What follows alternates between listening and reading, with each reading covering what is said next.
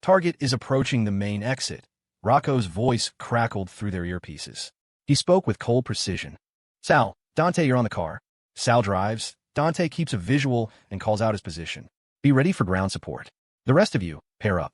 We box him in, one team in front, one behind. Force him into a dead zone with no cameras, then we take him out. Gunshot confirmed inside the club from Zara. Don't underestimate this guy. Rocco was taking no chances. He knew Leo Flynn had just taken down Leo the Bull Petrocelli, a man surrounded by armed muscle, in minutes. This wasn't some street brawl.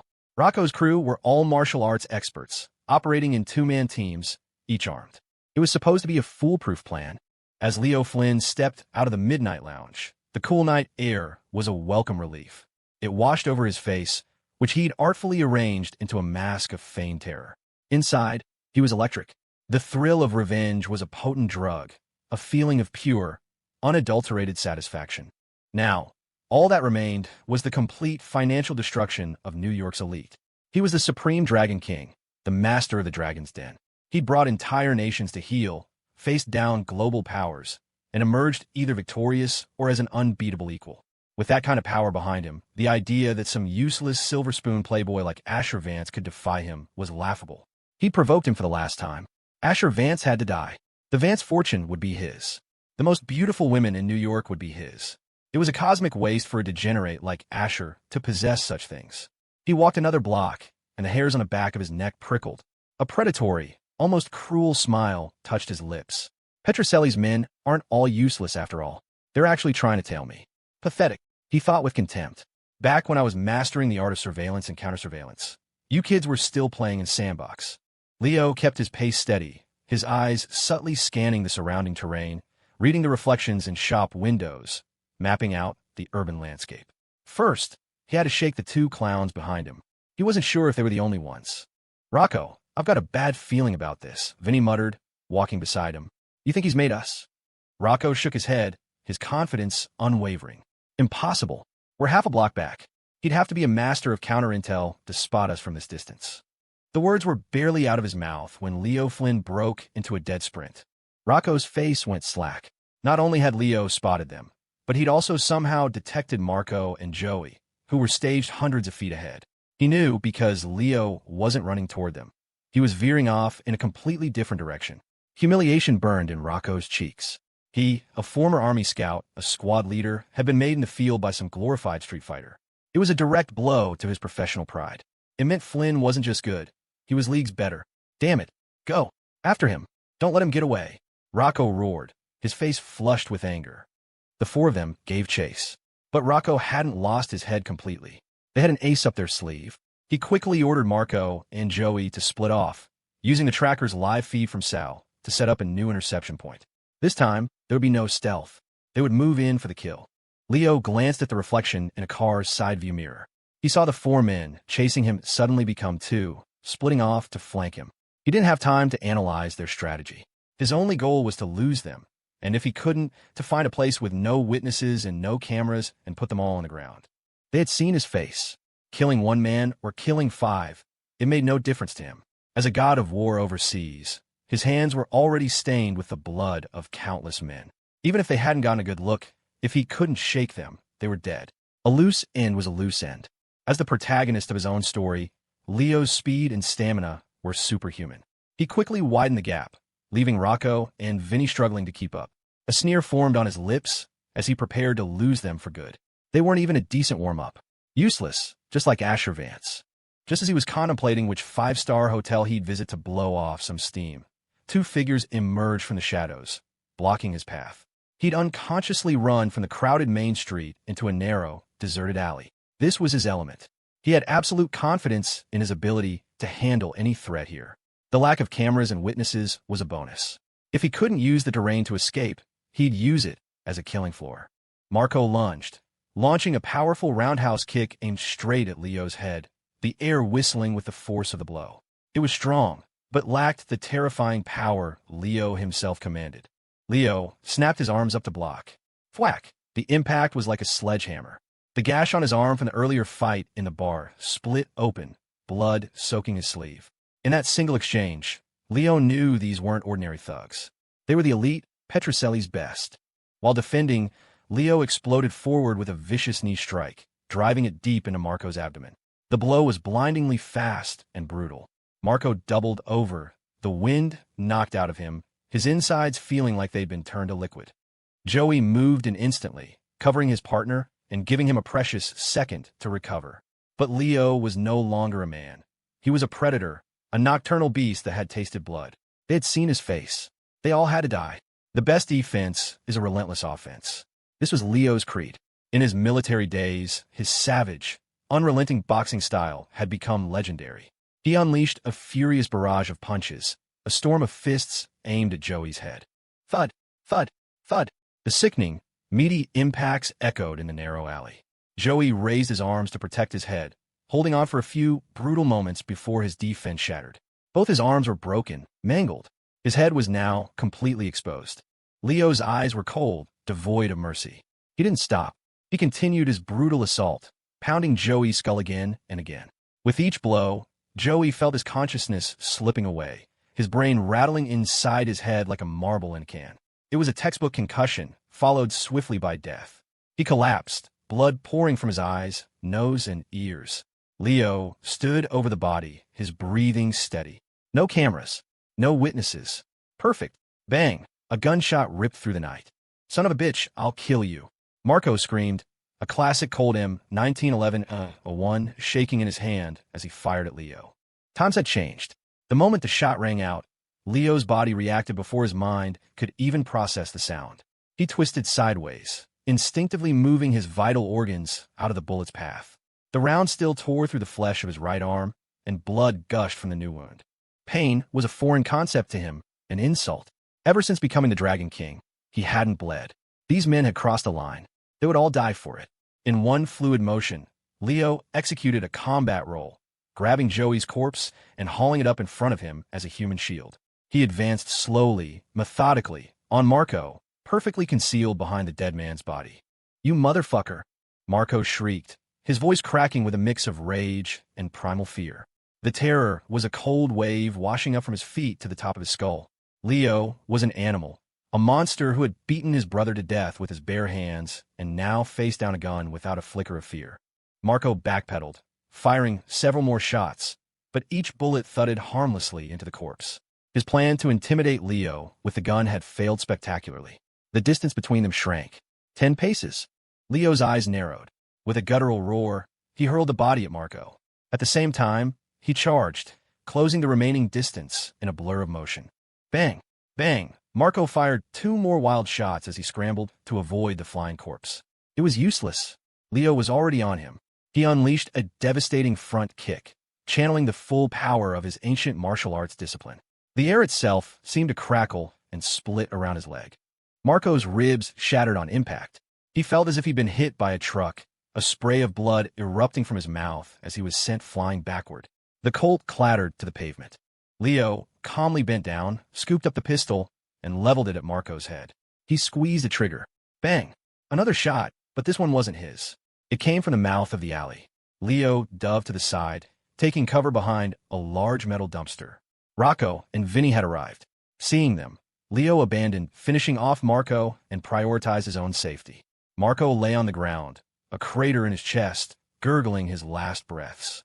He was a dead man. Joey. Marco! Vinny screamed, his face a mask of fury as he took in the carnage. He started to charge forward, intent on tearing Leo apart with his bare hands. Rocco grabbed him, yanking him back. Vinny, you idiot, get back here. He has a gun now. The two of them scrambled for cover. Boss, I'm gonna kill that bastard. Vinny sobbed, his eyes shot with blood. Smack.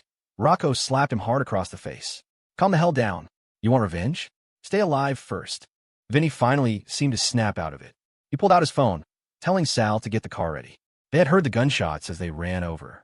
Even if Leo had a gun, he couldn't have many bullets left. They were right. The Colt had 5 rounds remaining. For a god of war like Leo, firearms were basic training. 5 bullets were more than enough. But with a moment to breathe, Leo started thinking. He had shaken them. How did Marco and Joey know exactly where to wait for him? They must have planted a tracker on him. It couldn't be his phone. It had to be something else. He quickly patted himself down. And there it was, tucked into the hem of his jacket, a micro-tracker no bigger than a sequin. A flash of memory. The influencer in the Ari cosplay, pressing up against him in the club. It was her. He couldn't believe it. The seductive cosplayer was one of Petroselli's people. That bitch. But his mind was already working. If they could use the tracker to find him, he could use it to kill them. He ripped a strip of cloth from his shirt and tied a crude bandage around his bleeding arm. He held the tiny tracker in his palm.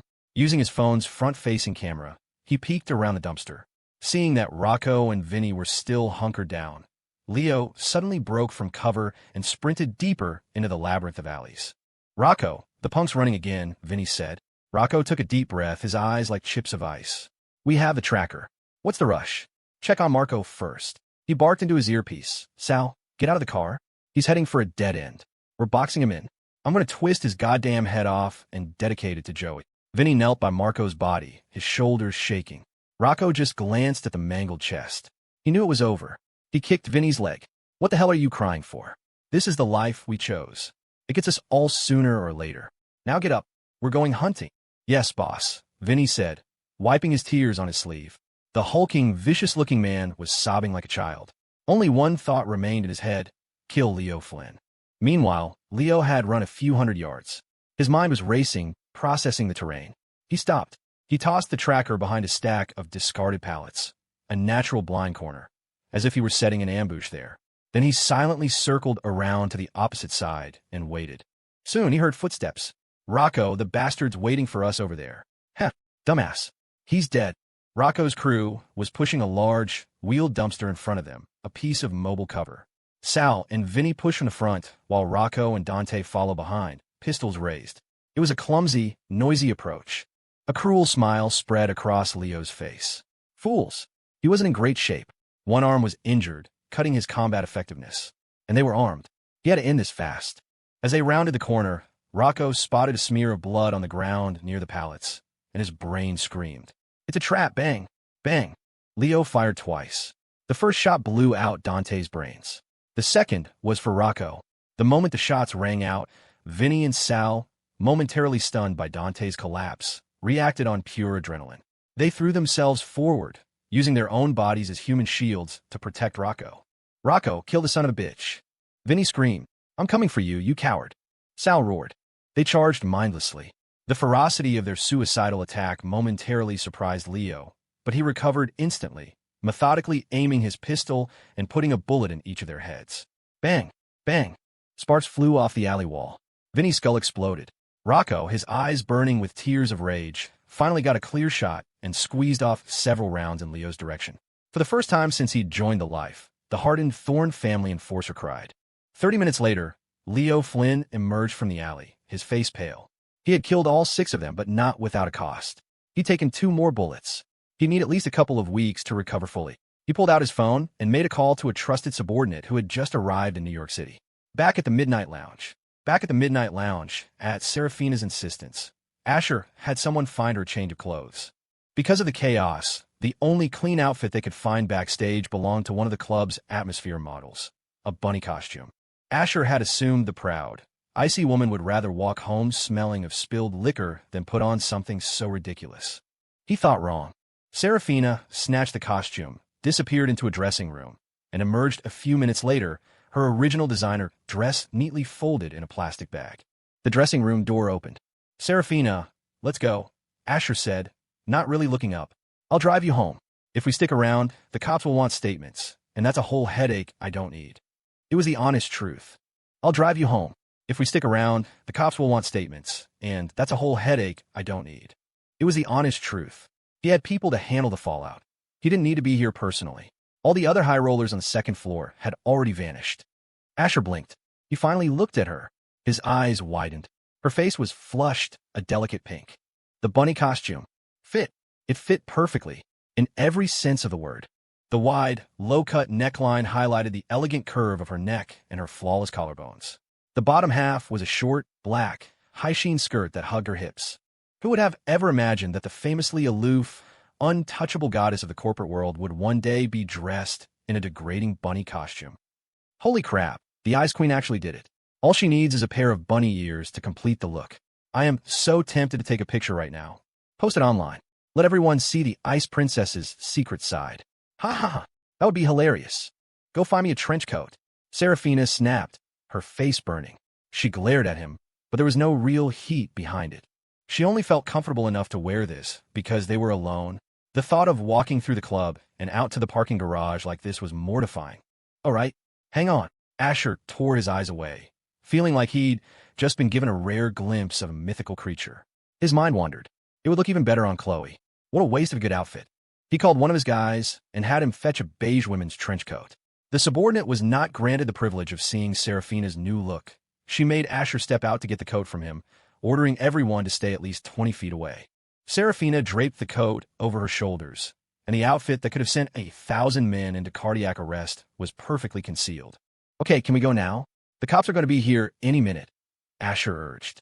Saraphina stared at him, a strange look in her eyes. Then she asked a question that completely blindsided him. Asher, are you some kind of creepy siscon? Asher's face froze. His expression was a chaotic mix of shock and disbelief. Are you blind, you idiot woman? How could a question like that even come out of your mouth? You'd have to have a lobotomy to think something so stupid. Chloe and I barely get along. She's one of the heroines. We fight every time we see each other. And she's my sister. Use your brain, please. Ding. Congratulations, host. You have gained personal endurance +3. Asher forced an awkward, polite smile. Saraphina, I think you're mistaken. Chloe is my sister. The person I like is you. She rolled her eyes, a gesture so perfectly executed it was almost beautiful. But deep down, a tiny, inexplicable flicker of relief warmed her chest. She had misinterpreted his thoughts, worried for a moment that he harbored some twisted affection for Chloe. Thankfully, she was just overthinking things. Let's just go. Seriously, Asher said, his patience wearing thin. Saraphina held out a slender, porcelain-white hand. Asher stared at it, utterly clueless. Is she offering me her hand? Seeing his blank expression, Saraphina's embarrassment turned to annoyance. Take my hand, she commanded through gritted teeth. Ugh, women. So much drama, he griped internally.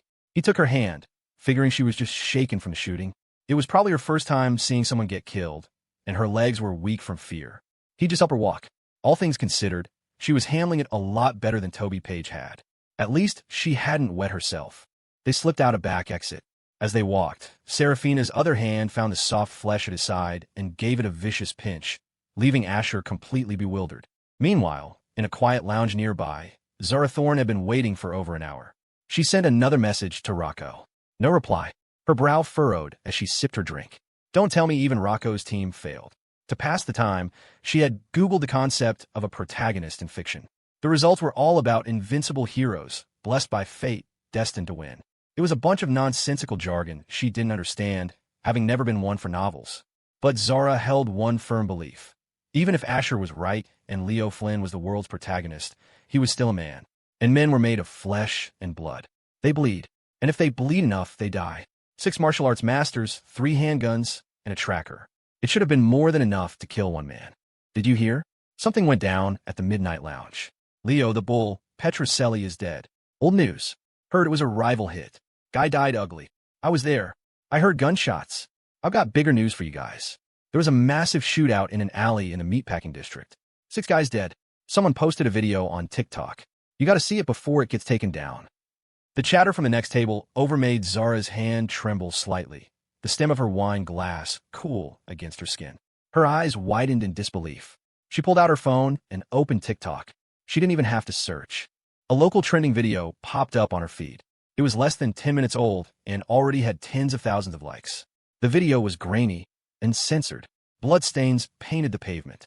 Bodies lay strewn about, a handgun visible near one of them. The person filming had kept their distance, clearly wanting the viral views without getting involved with the police. After a few seconds of stunned silence, a slow, intriguing smile spread across Zara's face. She made a call, ordering a cleanup crew to dispose of the bodies and to scrub the internet of any related videos. She scanned the comment section. Amateurs were already speculating that the dead men were Petrocelli's crew, gunned down by his rivals while seeking revenge. Perfect, she thought. Let Leo Flynn believe that. A dead end. Her job now was to erase every trace of evidence, leaving no one to testify.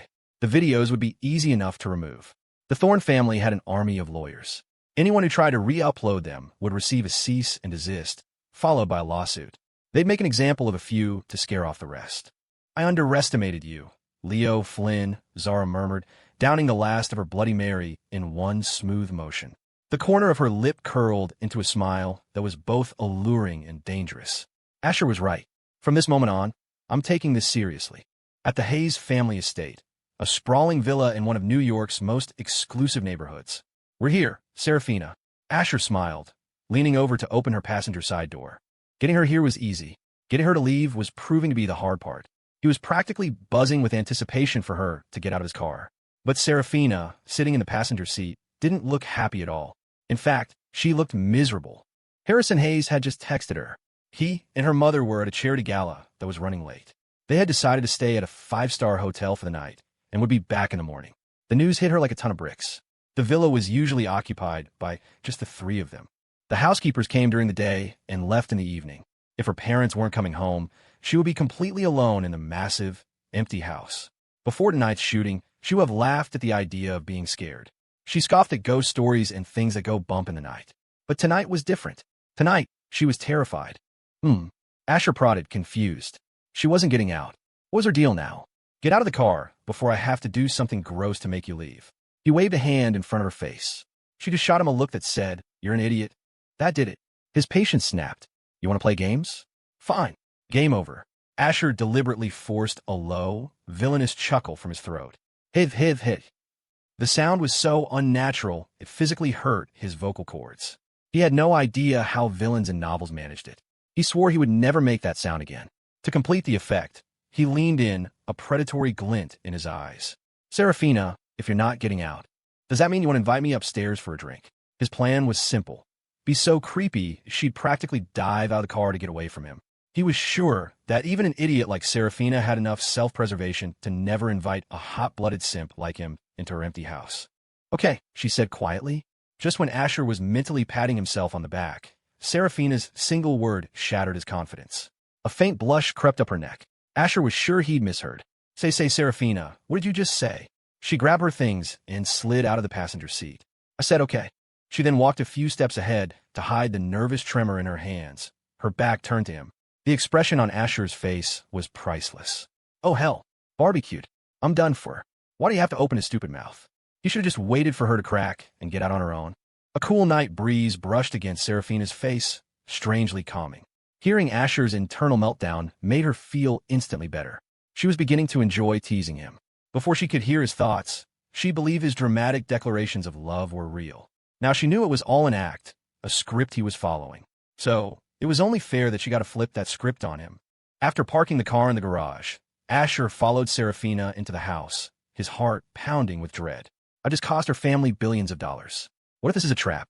What if her parents are waiting inside to lock the doors and strangle me? Saraphina had to bite her lip to keep from laughing. His inner monologue was so ridiculous it completely eased her own anxiety. Lights on, she said. With that simple voice command, the smart lighting system bathed the massive foyer in a warm glow. Asher was more on edge than she was, his eyes darting toward the front door, ready to bolt at the first sign of an ambush. This must be her lure the enemy in deep strategy. I'm just a slacker villain. My only ambition is to finish the plot and then go get a massage. I don't want to get involved in the heroine's life. Just her. Plotline. My parents are out for the night, Saraphina said, her face a mask of neutrality, though she was inwardly delighted by his panicked state.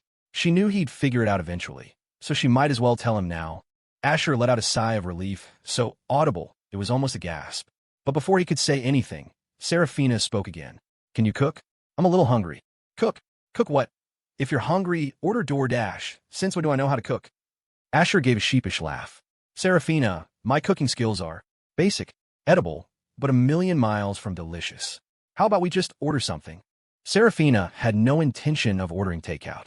She needed an excuse to make him stay. It wasn't that she wanted him to spend the night, God, no. While he'd been parking the car, she had texted her mother, begging her to come home. Her mom had agreed, saying she'd be back after the gala. Saraphina just needed to keep Asher here until then. She couldn't be alone. I never eat takeout, she lied smoothly. I'll eat whatever you make. Asher's face fell. To be honest, the only thing I can make is ramen with a boiled egg. I'm sure your noodles are delicious, Saraphina said, offering a little encouragement. The slight double entendre was unintentional, but she was desperate. Neither of them caught the odd phrasing. A moment later, Saraphina was leading him into a kitchen the size of a small apartment. It was state-of-the-art, with 2 massive Sub-Zero refrigerators stocked with every ingredient imaginable. "Take your time," she said. "Good things come to those who wait. You can take as long as you need. Use whatever you want. I'll be in the living room, watching TV. What did I do to deserve this in a past life? I have to make noodles for her now. Just go. Get out of here and stop bothering me.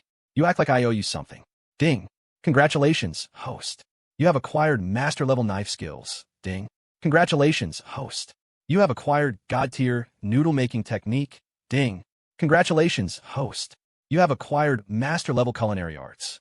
What the? Asher froze, completely dumbfounded. Was this a critical hit? 3 rewards at once, all related to cooking? The system had to be broken. The Vance family fortune was practically infinite. Why would a rich heir like him ever need to cook for himself? Well, except in situations exactly like this one. The moment the rewards registered, a universe of culinary knowledge flooded his mind. Techniques, flavor profiles, an intuitive understanding of every food imaginable. The upgrade was instantaneous and profound. "Dog system, this is not the lazy, coast-by villain template I signed up for," he grumbled internally. "Next time you give me a skill reward, make it a pill that cures idiocy." Grumbling aside, he had to admit this was a pretty sweet reward. At least now, he wouldn't have to eat instant noodles when he couldn't get takeout. In a vast living room, Saraphina sat on the edge of a leather sofa, fidgeting nervously. She didn't dare go to her room to change out of the ridiculous bunny costume. Out in the world, surrounded by people, was one thing. But here, alone in the house with Asher, what if he got ideas while she was changing and just burst in? Besides, she was strangely getting used to it. As long as she kept the trench coat on, he couldn't see the costume underneath anyway. So changing was a moot point. And if he did try anything, she could be out the front door in seconds. But those weren't the real reasons.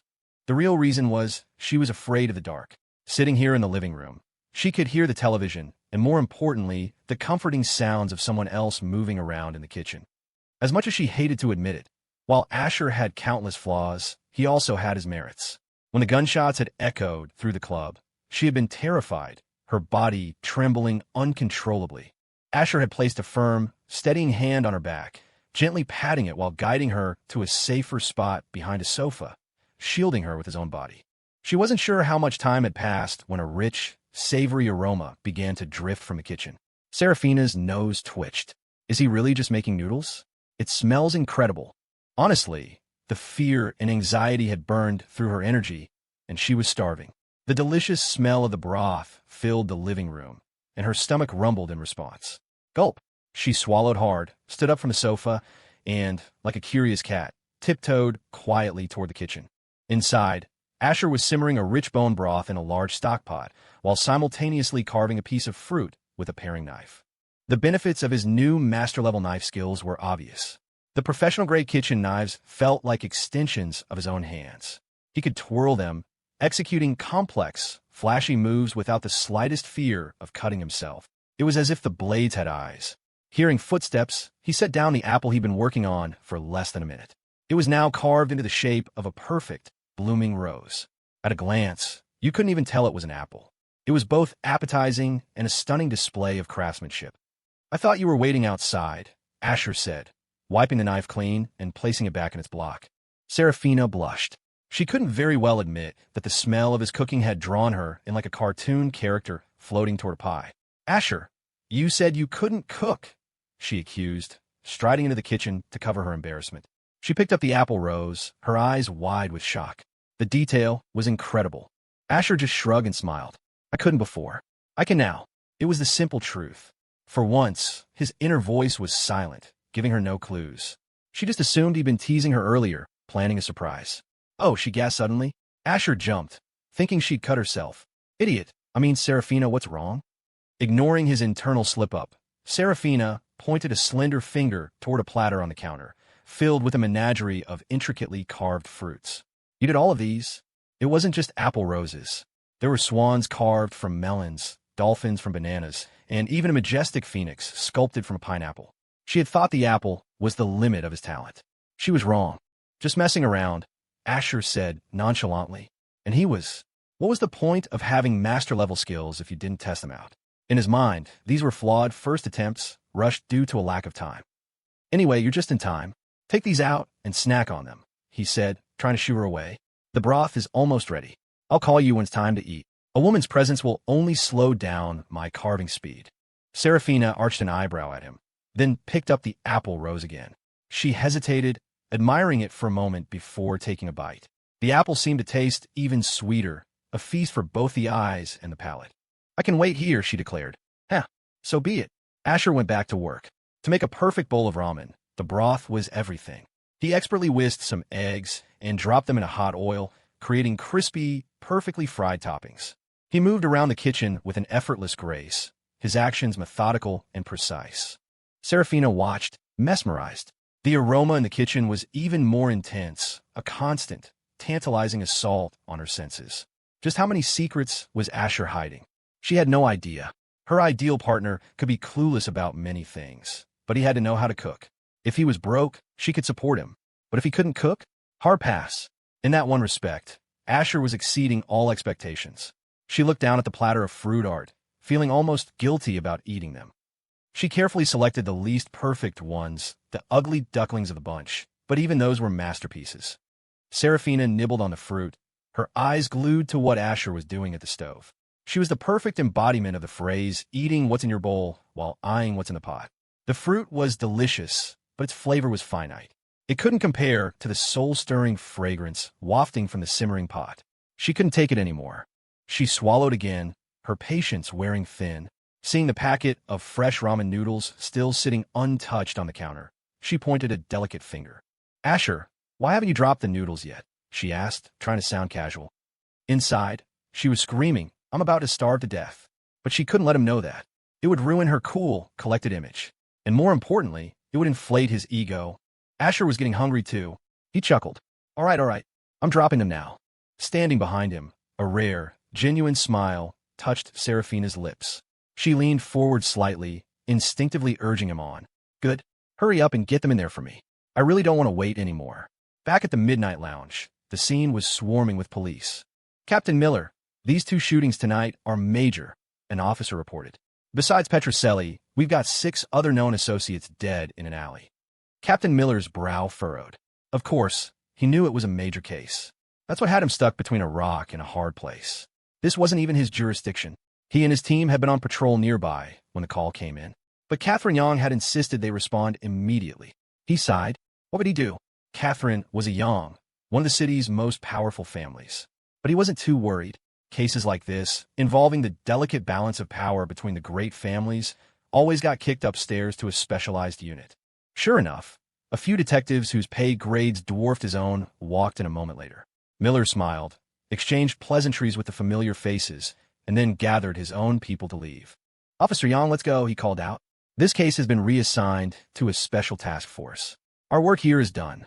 Catherine was staring at Petroselli's body, a wave of nausea washing over her. She fought it down. When the news had come in about the 6 bodies in the meatpacking district, she knew instantly who was responsible. The Thorne family. Only they had the audacity and the resources to pull off such a brazen public execution. But knowing and proving were 2 different things. She had no evidence. Captain, I want to stay and assist their investigation, Catherine said, her expression grim. Miller's eyelid twitched. Kid, they're telling us to back off. Don't you see they're trying to bury this, to smooth it over? Why are you so determined to get involved? Officer Young, I'm ordering you to stand down, Miller said, his voice hardening, taking on the tone of a stern father. But Catherine wouldn't budge. She was as stubborn as they came. The 2 of them stood in a silent standoff. The lead detective from the special unit walked over, holding a file with an official seal. Officer Young, we're just following protocol.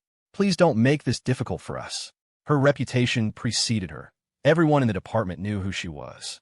You people never change, she shot back, her voice ringing with frustration. You made me the same promise last time, and what happened? That shooting case was swept under the rug as gang violence. What about the innocent families caught in the crossfire? Did they ever get justice? You don't deserve to wear that badge. She turned on her heel and stormed out. Miller gave the detective an apologetic look. The detective just smiled sadly.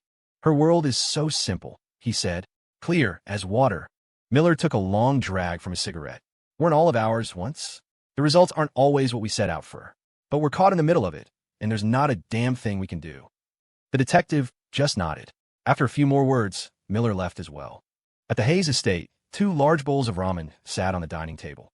The noodles were topped with a crispy fried egg, cooked with a special technique that made it savory without being greasy. The broth was a creamy, milky white, and its aroma was intoxicating. Finely chopped scallions were sprinkled on top, a perfect harmony of color, scent, and flavor. Saraphina decided she had been polite for long enough. She couldn't hold back another second. "I'm digging in," she announced. She eagerly slurped up a mouthful of noodles. They were fresh out of the pot and scalding hot. She immediately had to spit them back into the bowl. "Ow, hot," she mumbled, embarrassed, sticking out her tongue to cool it down. The sight made Asher instinctively think of the golden retriever his family had when he was in high school, panting in the summer shade. Puffed! The thought was so vivid that Saraphina, hearing it, couldn't help but spray a fine mist of broth across her own bowl. Luckily, they were sitting far enough apart that Asher was spared from the fallout. "Whoa, was that really necessary? I have my own bowl. It's not like I was going to steal your food. Seriously, you idiot woman, that's just gross." "Are you okay, Saraphina?" Asher asked, a smirk playing on his lips. She shot him a glare and then lowered her head again, carefully blowing on the broth to cool it down. She took a tentative sip. Her eyes lit up. The hour-long simmer with the bone broth had paid off. The creamy, rich flavor was divine, an experience that words couldn't do justice. So, Saraphina expressed her appreciation through action. In the next instant, she went into full-on foodie mode, slurping down the noodles like someone who hadn't eaten in days. Asher tried a bite of his own. It was good, far better than anything he'd ever made before. But with all the culinary knowledge now crammed in his brain, he knew this was just barely passable. To make something truly spectacular would have taken 3 times as long, and he wasn't about to spend that kind of effort on Saraphina. He'd only gone this far to test out his new skills, and the test results were in. They were awesome. In what felt like no time at all, they both finished their bowls almost simultaneously. Asher hadn't expected the ramen to be that good. He'd only made a normal portion, but there was still a small amount left in the pot in the kitchen. At that moment, his and Saraphina's thoughts aligned perfectly. To hell with the novel's plot. To hell with protagonists and heroines. In the face of more ramen, all of that was worthless. Suddenly, Saraphina threw all sportsmanship out the window. "Asher, if you really love me, you'll let me have the rest of those noodles." With that, she shot up from her chair and sprinted toward the kitchen. Asher shot up too, but he hesitated for a fraction of a second, as if frozen by a spell. In that moment, he made a decision that temporarily defied his character's script. The ramen was just too good. Nothing was going to stand between him and a second helping. He chased after her into the kitchen. He was a step behind her. Crash! Before he even crossed the threshold, he heard the sickening sound of something, or someone, hitting the floor. The expression on Asher's face was a work of art. "Oh, you have got to be kidding me. Did the idiot woman actually fall?" He walked into the kitchen. There on the floor was Saraphina, who had apparently inherited the slapstick genes of a cartoon character. She had slipped on a small puddle of water about 3 feet from the stove and gone down hard. It looked painful, so painful that Asher's first instinct was to turn around, walk out of the house, and pretend he'd never been there. The paramedics would probably get here in time. "Saraphina, are you okay?" he asked, pushing aside his less charitable thoughts and walking over. Saraphina wanted to curse. All she wanted was another bowl of noodles. Was that so wrong? A sharp pain shot through her ankle, and she bit her lip to keep from crying out. "I twisted my ankle," she mumbled, her cheeks flushed with humiliation. It was so embarrassing. She'd fallen while racing for food. How stupid must she look? In fact, Asher was already cataloging it in his mind. Has this idiot woman never eaten a meal before? Only you could manage to become a cripple over a bowl of ramen. You want a kind. At least when you fell, you didn't knock over the pot of broth. Small miracles, I guess. Saraphina's brow furrowed even deeper. She shot him a venomous glare, which only made another jolt of pain radiate from her foot. Hiss! She instinctively sucked in a sharp breath. "Help! Help me up," she said, her voice small, her face a mixture of shame and annoyance. If she didn't ask, she knew he would just stand there and watch under the guise of respecting her personal space when he was really just standing by, ready to call 911. She'd heard it all in his head. Oh, Asher blinked. The Ice Princess was actually asking him to touch her. Whatever. I'll just pretend I'm lifting Peppa Pig. He bent down, sliding one arm around her slender waist and the other under her knees. He lifted her in a perfect princess carry. Aside from being flat-chested, she was surprisingly dense, heavier than she looked. She felt like a human space heater in his arms. Saraphina squirmed uncomfortably, but a fresh wave of pain from her ankle forced her to be still. "I'll put you on the sofa," he said. "Wait, My noodles, she cried, glancing mournfully at the pot. Asher's mouth twitched. Nobody's going to steal them from you.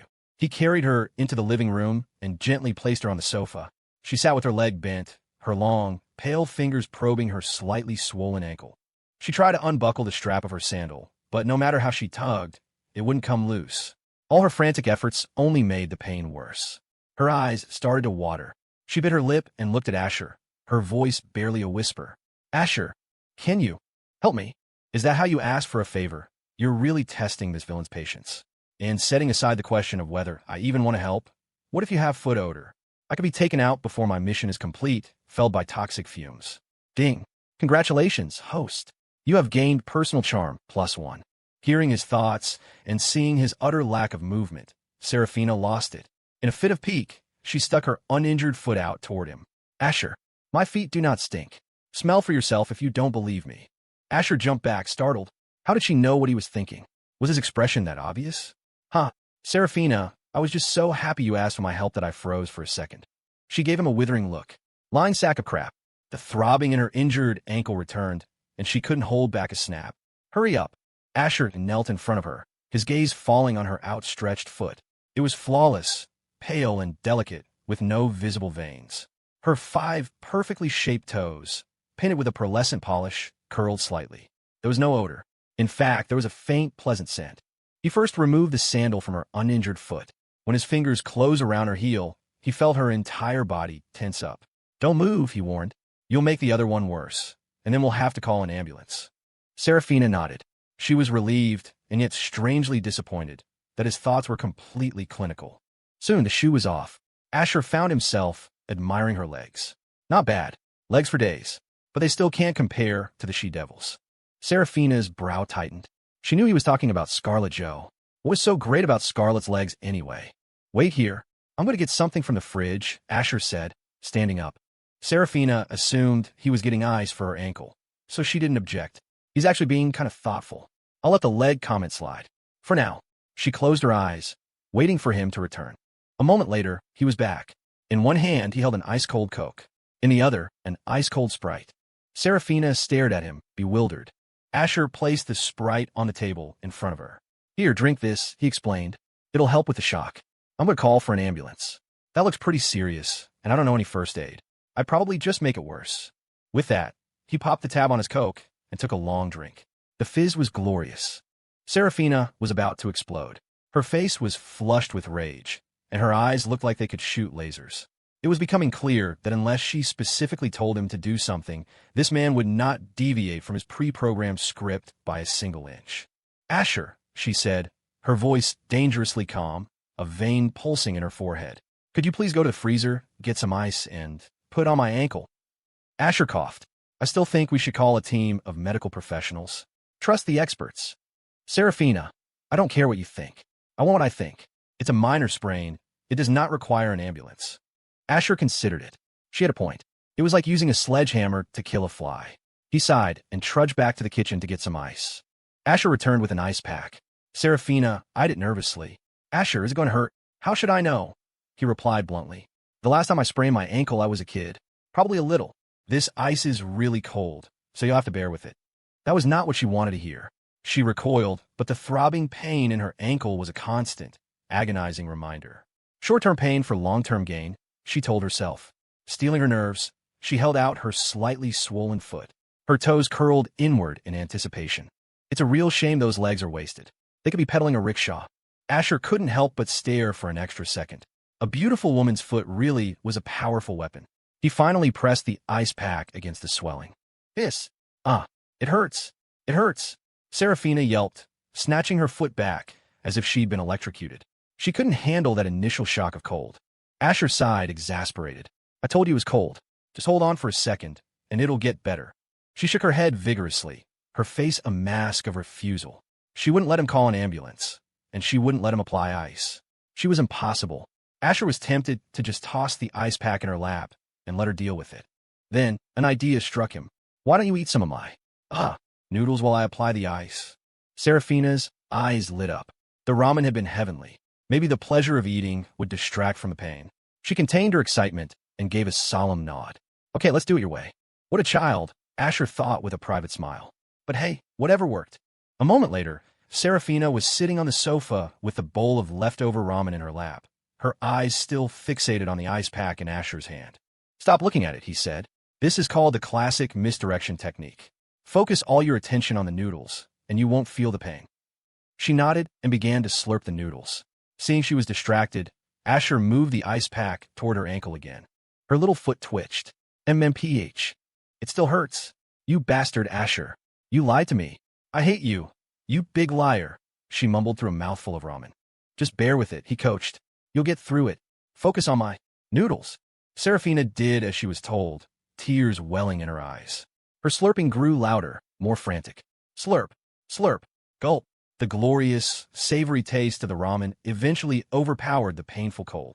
A moment later, she exclaimed with delight, Asher, you're a genius. This method is amazing. A first-timer like me can really feel its incredible effects. Does it still hurt? Not anymore. Not at all. It's kind of good pain now, you know? Like pain and pleasure at the same time. Well, I'm glad to hear my efforts weren't wasted, Asher said with a smile. Oomph, she sniffed, raising her chin. Don't get cocky. I'm just giving you a little praise. I'm used to it now. You can press a little harder. At that exact moment, Mrs. Hayes arrived back at the villa. The front door was controlled by a facial recognition system, so she let herself in silently. The living room was some distance from the entrance, and neither Asher nor Seraphina heard her arrive. Seeing the lights on, Mrs. Hayes walked toward the living room to say hello to her daughter. As she got closer, she heard voices. It still hurts. You bastard, Asher. You lied to me. I hate you, you big liar. Just bear with it. You'll get through it. Focus on my noodles. Then came a series of loud slurping and gulping sounds. Asher, you're a genius. This method is amazing. A first-timer like me can really feel its incredible effects. Does it still hurt? Not anymore. Not at all. It's kind of good pain now, you know? Like pain and pleasure at the same time. Well, I'm glad to hear my efforts weren't wasted. Don't get cocky. I'm used to it now. You can press a little harder. Mrs. Hayes froze, her face turning crimson. That shameless girl. So this was why she'd been called home? To walk in on her daughter doing that with some boy in the living room? Why couldn't they at least have the decency to go to a bedroom? The youth of today were absolutely shameless. She had faintly heard the name Asher. Her mind reeled. Could it be the future heir to the Vance Corporation? Her daughter had always professed to despise him. But Mrs. Hayes had always had a soft spot for the boy. He'd sent a lot of business their way. She had tried to play matchmaker before, but Seraphina had shut it down so vehemently that she had dropped it. But now, this changes everything. This wasn't dislike. You don't bring someone you dislike home to do that. Mrs. Hayes listened for another moment, her face burning, then tiptoed back the way she came. She slipped out of the villa as silently as she had entered, not wanting to disturb them. She was so flustered that she didn't even get back in her car, instead walking all the way out of the gated community before stopping, her heart pounding in her chest. This was huge. She fumbled for her phone and immediately called her husband. Harrison, she breathed into the phone. Your darling daughter is all grown up. Harrison, fresh out of the shower at the hotel, was confused. What are you talking about? Mrs. Hayes took a deep breath, but it did little to calm her racing heart. That girl. She called me, begging me to come home. And you know what I found her doing? She was in our living room with a man doing, you know what? What? Harrison roared, his voice cracking. Who is he? Which family's punk is it? I'll kill the son of a bitch. Harrison, calm down, Mrs. Hayes said, a smile in her voice. It's good news. Great news. Harrison felt like his lungs were about to explode. He was already pulling on his shoes, ready to drive home and commit murder. Good news? Have you lost your mind? It's really good news, she insisted. The man is Asher Vance. Harrison froze, his hand halfway to tying his shoelace. His expression shifted from rage to shock to utter disbelief. That's impossible. Did you see him with your own eyes? Of course I did, Mrs. Hayes said, annoyed by his skepticism. That little minx was playing us all along. Harrison, when I got to the living room, I could hear her moaning and groaning, saying things like it doesn't hurt anymore, and your method is so new and effective. She's just as shameless as you were when you were chasing me. Harrison burst into laughter. Asher Vance, the Vance family. The billions they had lost were nothing to an empire like that. A drop in the ocean. Darling, you wound me, he crooned. Where are you now? You can't go back in there. Come to the hotel. A new wave of excitement surged through him. Mrs. Hayes was still blushing. You dirty old man. I was so afraid of disturbing them that I walked out of the neighborhood.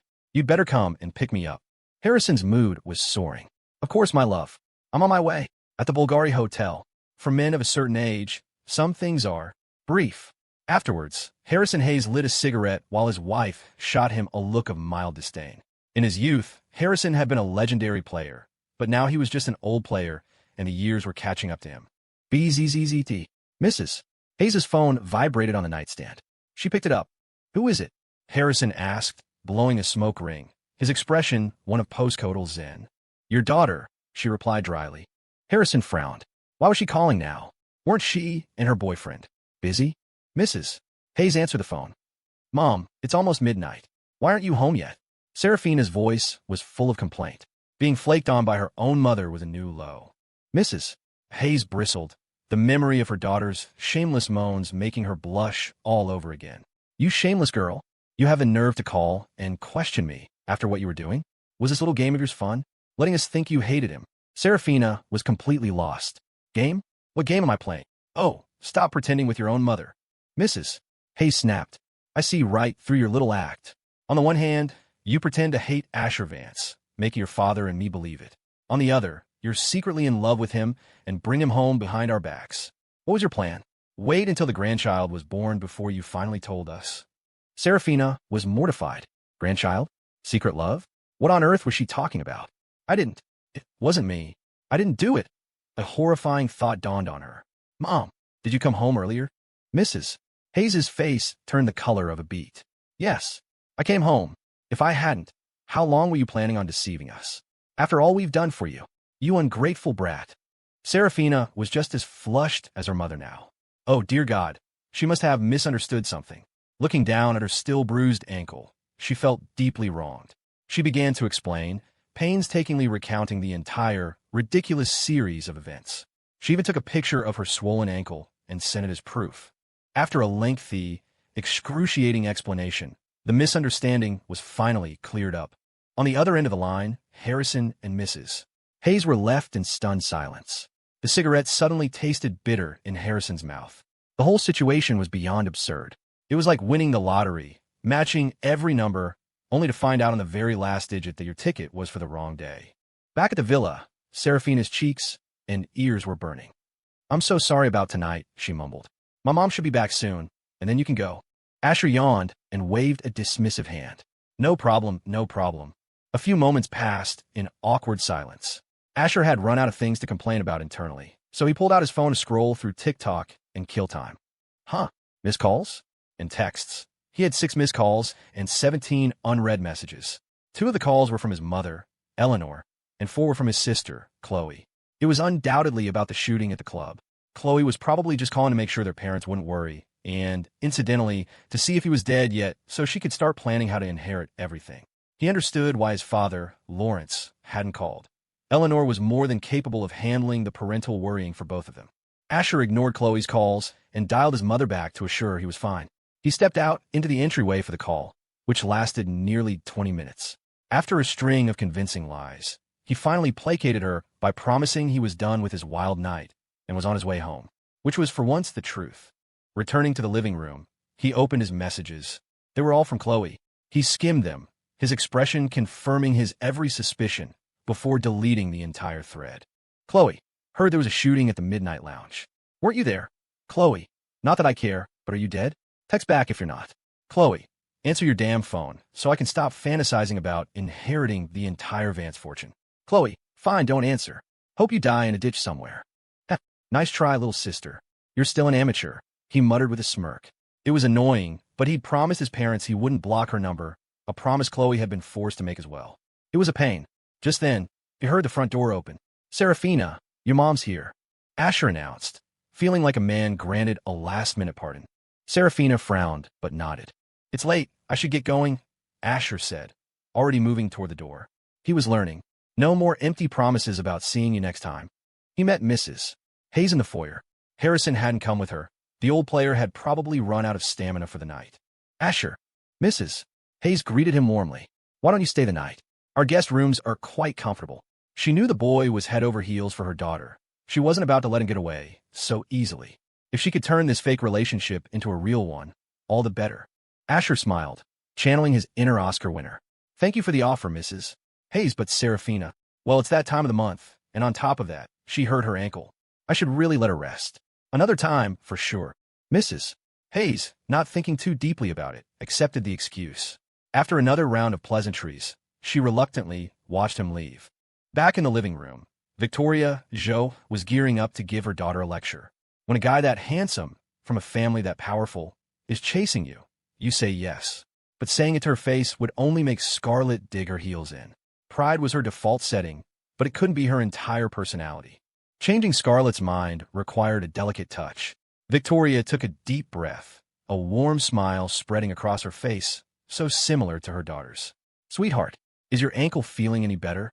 Start soft, then bring the hammer down if necessary. A classic pincer movement. Sooner or later, Scarlet would have to surrender. Scarlet's voice was tinged with a slight whine. Much better. Mom, I told you it was all a misunderstanding. Do you believe me now? Victoria's eyes landed on her daughter, and she froze. The smile on her face stiffened, her eyes went wide, and her perfectly lipsticked mouth formed a perfect O. Scarlet looked down, confused, wondering if she'd explained things wrong. The next second, Victoria's face turned beet red. She shot a trembling, manicured finger at Scarlet's outfit. Believe you? Believe you? How am I supposed to believe you when you're dressed like that? Scarlet glanced down at the bunny costume she was still wearing, and her own face flushed crimson. She scrambled to her feet. Mom, it's not what you think. Her ankles still throbbed, but that was the least of her worries. After another round of frantic, convoluted explanations, Victoria finally, grudgingly, accepted that her daughter hadn't been up to anything sordid. A strange sense of disappointment washed over her. A few days flew by. Scarlet, with the backing of her father, Richard Jo, had scraped together every last cent she had, leveraging nearly her entire life's fortune. The Jo family had managed to liquidate $150 billion in capital. Of course, it was nothing compared to the cool $350 billion Eleanor Vance had effortlessly produced. Moreover, the Jo family's $150 billion was on a short leash. They couldn't have it tied up for more than 2 weeks, or the whole scheme would collapse. Misappropriating company funds on that scale would get Scarlet's branch of the family sued by their own relatives and struck from the family trust. The consequences would be catastrophic. The combined $500 billion was converted into $100 billion USD. Channeled through the Vance Corporation's world-class, sprawling financial infrastructure, the capital was leveraged 10-1, creating a $1 trillion war chest. Every penny was used to buy crude oil bonds. With oil currently priced at $100 a barrel, $1 trillion bought 10 billion barrels worth of bonds. Once the news broke about the 3 new supergiant oil fields, the price of crude would plummet. That would be the moment to dump every last bond. And if the market crashed, that was Wall Street's problem, not theirs. Let them print all the dollars they wanted. If the price dropped to $25 a barrel, the profit margin would be a staggering $75 per barrel. 10 billion barrels of oil, whose value would crash to that of 5 billion barrels. The 5 billion barrel difference was pure profit. At the original price of $100 per barrel, that was a $750 billion gain. Factor in the leverage, and they were looking at a payout of nearly $75 trillion. This wasn't just property or assets. This was liquid cash. A single move that would cement the Vance family as the undisputed titans of global commerce. With that kind of capital, they were untouchable. Leo Flynn's Dragon's Den, for all its power, couldn't lay a scratch on Asher or his family. Scarlet had done all she could. The economic advantage was now absolute. In her manager's office, Scarlet stretched like a contented cat. So tired. Faint dark circles shadowed her beautiful, almond-shaped eyes, which were threaded with red. The past few days had been a whirlwind of frantic work, but as she looked at the numbers on her screen, she knew it was all worth it. She glanced at the clock. Almost quitting time. Time to go collect some interest from my little wolf. A dazzling smile bloomed on her face. When she was in work mode, time flew. It felt like ages since she'd last seen Asher. That wouldn't do. The world was full of conniving vixens. If she lost Asher because she was too busy making money, who could she possibly complain to? Meanwhile, in the CEO's office, Leo Flynn was off the grid. After taking out Leo, the bull Petrocelli, the plot demanded he lay low for a few days. For Asher, this meant a blissful, carefree reprieve. Days were spent teasing his secretary. Nights were for clubs and Instagram models. Life was good. Another day, another dollar, Asher murmured, glancing at his watch with a smile. The end of the workday always brought a thrill of anticipation, and he was no exception. He was just wondering whose number to call up for the evening when a sharp knock echoed on his door. "Come in," he said, his voice cheerful. The door swung open, and his good mood evaporated. It was Scarlet. She looked exhausted, but her eyes were electric. The moment they landed on him, they lit up with an unmistakable, predatory glint. "What's the she-devil doing here?" Asher kept his expression neutral. "Can I help you?" Scarlet nodded, a smile playing on her lips. "You can." "Damn it, she-devil, you played dirty. You couldn't have come during work hours? You had to wait until the exact second I was about to leave? I have a massage appointment to get to." Asher cleared his throat, forcing his gaze away from how her white silk blouse strained against her chest. "If you have something to say, say it. I have important business to attend to." Scarlet blinked her almond eyes, her full red lips parting slightly. "Important business? What kind of important business?" "None of your business, kid." "Personal business," he said coolly. Scarlet lifted a delicate hand and gently kneaded her aching shoulder. "Asher, yeah, take me for a massage." In his fiery red Ferrari 488, Asher decided he must have lost his mind to have agreed to Scarlet's request. "Whatever. It's not like I have any plot points to hit for the next few days. I'm free, and the she-devil does look pretty wiped out. I guess I can play the good guy for once." He consoled himself with the thought. In the passenger seat, Scarlet's lips were curved into a triumphant smile, revealing two playful dimples.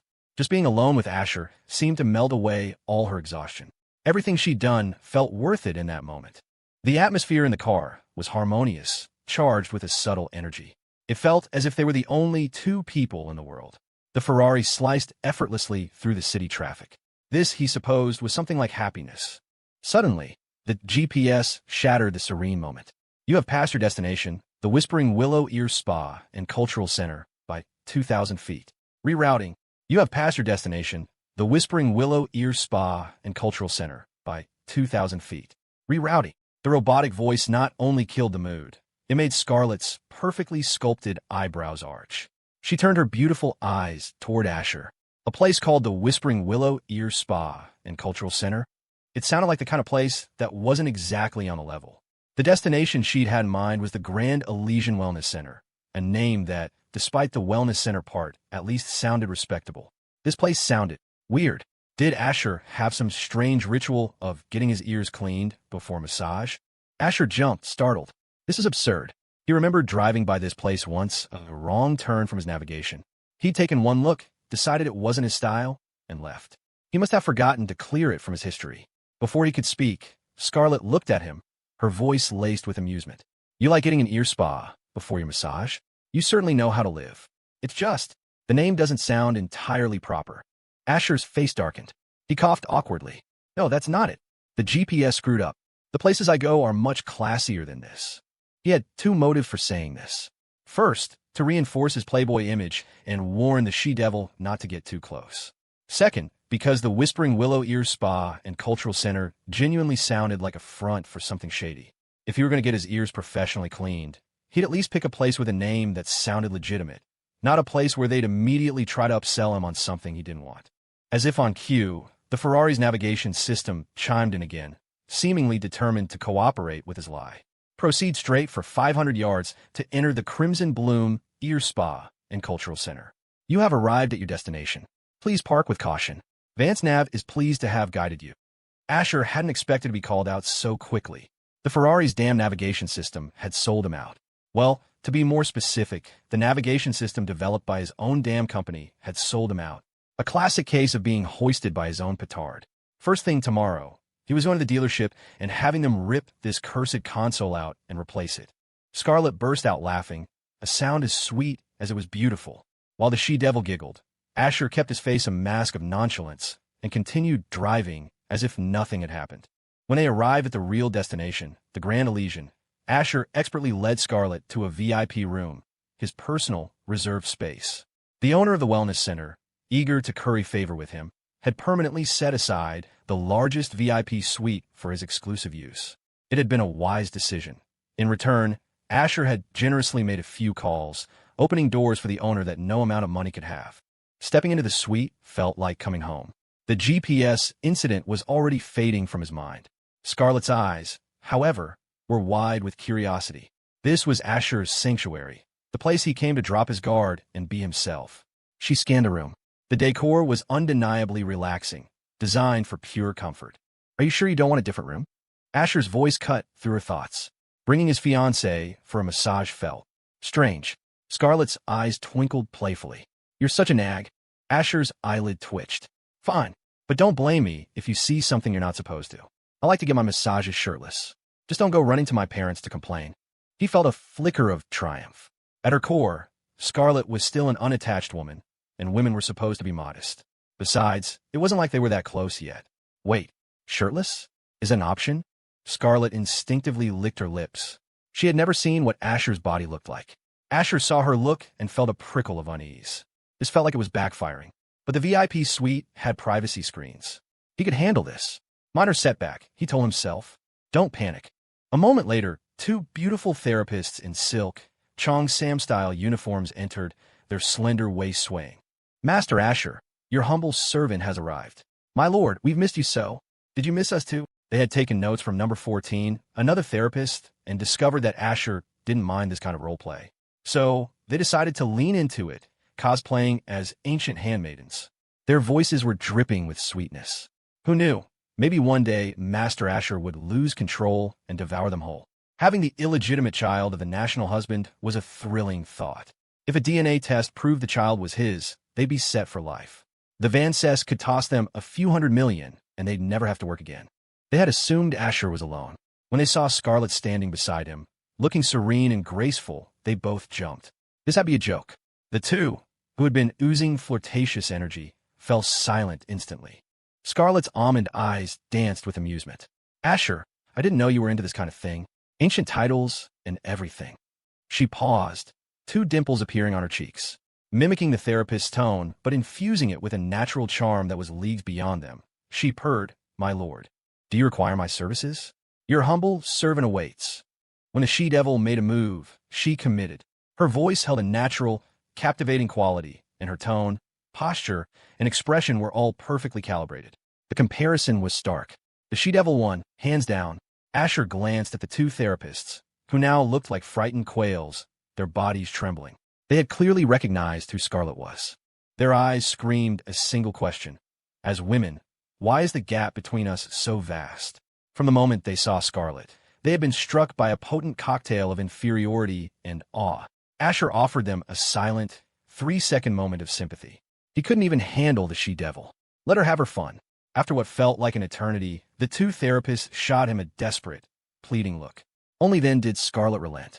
Asher cleared his throat awkwardly. Just do your jobs.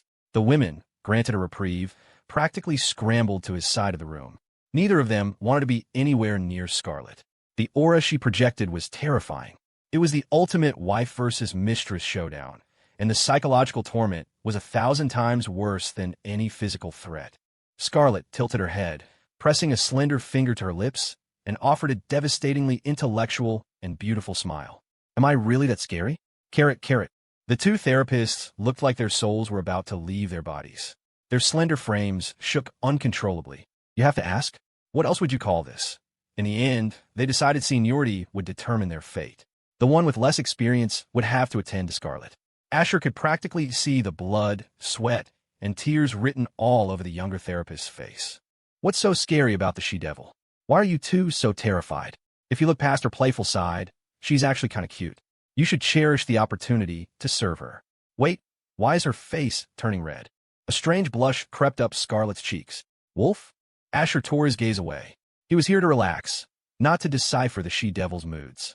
Suppressing the sudden urge to reach out and pinch her slightly chubby cheeks, he walked into the bathroom to shower before his massage. The routine was smooth, practiced, and refined. The therapist assigned to Scarlet, number 88, followed her with a nervous smile. Miss Jo, there's another bathroom on this side of the room. You can shower first. And if you feel uncomfortable, we can put up the privacy screens to separate you from Mr. Vance. Scarlet raised an eyebrow. Oh.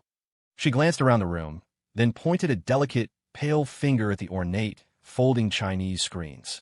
Get rid of them. All of them. Number 88 shot a panicked look at her colleague. Both of them were at a complete loss. Steeling herself, number 88 spoke in a weak voice. Miss Jo, I'm not sure that's. within the rules. Their position was clear. In this room, Asher called the shots. They would wait for him to come out. A cryptic smile played on Scarlet's lips. Is seducing an engaged man within the rules? The expressions on the therapist's faces were priceless. If they said no, they were admitting guilt. If they said yes, they were digging their graves even deeper. Before I got here, he was in charge. Now that I'm here, I am, Scarlet added, her voice firm. Don't worry about him blaming you. I'll take full responsibility. Defeated, the two women had no choice but to comply. A short while later, Asher emerged from the bathroom in a robe, feeling refreshed and relaxed. He looked around. Something important was missing. Where are the screens? The two therapists looked pained. Just then, the door to the other bathroom opened. I had to move them out, Scarlet announced. She was wearing a loose, white robe, her porcelain skin an open invitation to sin. You're insane. I gave you an out, and you didn't take it. God, I'm getting dizzy. Asher averted his eyes, his heart pounding a frantic rhythm. He forced himself to walk calmly to one of the massage tables. A triumphant curve graced Scarlet's lips as she glided over to the table right next to his. Asher stared, bewildered, and pointed to the far side of the room. There's another table over there. I prefer this one, Scarlet said, shutting down the conversation. Her figure is simply too explosive. Asher didn't want to play the saint, but he didn't want to be a beast either. You can have the spot. He decided to retreat. Discretion was the better part of valor. He could practically hear Scarlet reading his mind. The reason I chose this spot, she said, her voice smooth as silk, is because I wanted to discuss some work matters with you. Seeing the complete lack of interest on his face, she added, and talk strategy about how to win over Saraphina Hayes. Asher froze mid-step. Are you kidding me, she-devil? You want to play games? Fine, I'll play. He turned back, shrugging off his robe as he walked, a look of intense interest plastered on his face. I'm all ears. The two therapists stared, dumbfounded. A model couple? The wife teaching the husband how to woo his mistress? What kind of bizarre soap opera had they stumbled into? Their entire worldview was crumbling. A woman's body could attract a man, but the reverse was also true. Asher's chiseled 8-pack abs and perfectly proportioned, powerful physique were enough to drive any woman wild. The sheer visual impact was stunning. Scarlet's breathing quickened slightly. Her beautiful eyes looked like they wanted to glue themselves to his abs. She made no effort to hide her aggressive, hungry gaze. Asher was taken aback, but he considered a draw. They were hurting each other equally. Scarlet's devilish figure was its own brand of lethal, intoxicating liquor. All in all, he wasn't losing this exchange. A while later, they were both lying face down on their tables, only about 3 feet apart. The conversation had drifted from Saraphina to other things. The main plot points were secure. That was all that mattered. As for the minor details, to hell with them. He certainly didn't remember any scene in the original story where he brought his fiancée for a couple's massage. This was a new, strange kind of friendship born from mutual deviance. The therapist, despite her fear of Scarlet, was a true professional. She applied just the right amount of pressure, kneading the tension from Scarlet's muscles until the room was filled with the she-devil's soft, soul-stirring moans of pleasure. The past few days had truly exhausted her. Asher, do you prefer boys or girls? Scarlet's voice was lazy and drowsy, almost powerless. Perhaps he had let his guard down after talking with her for so long. I like both, but I think I lean more toward girls. Is that so? Scarlet murmured, her eyes half closed, her breathing evening out. The topic had veered wildly off course. Asher realized it and tried to steer the conversation back. Let's talk about something else. Silence. He didn't hear a response. Confused, he turned his head. The therapist next to him whispered, Mr. Vance, Miss Jo has fallen asleep. Asleep? He glanced over at Scarlet, who had drifted off at some point. When she was quiet, the she-devil possessed a unique, indescribable beauty. The domineering aura of a superior was gone, replaced by a simple, elegant grace. Asher sat up, his movements gentle, careful not to make sound. Go get a blanket for her. Number 88 nodded and quickly returned with a light comforter, draping it over Scarlet. Asher yawned and slid off the table. He couldn't stay here any longer. Time to go home and eat. Asher, don't go. The movement of the blanket had startled Scarlet awake. She looked like a frightened rabbit, struggling to open her bloodshot eyes. Her voice was weak, laced with a hint of panic, as she shot out a hand and grabbed his, clutching it tightly. Now Asher was completely baffled. Was she faking it? After a brief internal struggle, he decided to stay. He dismissed the therapists. Scarlet, I'm warning you, don't start anything.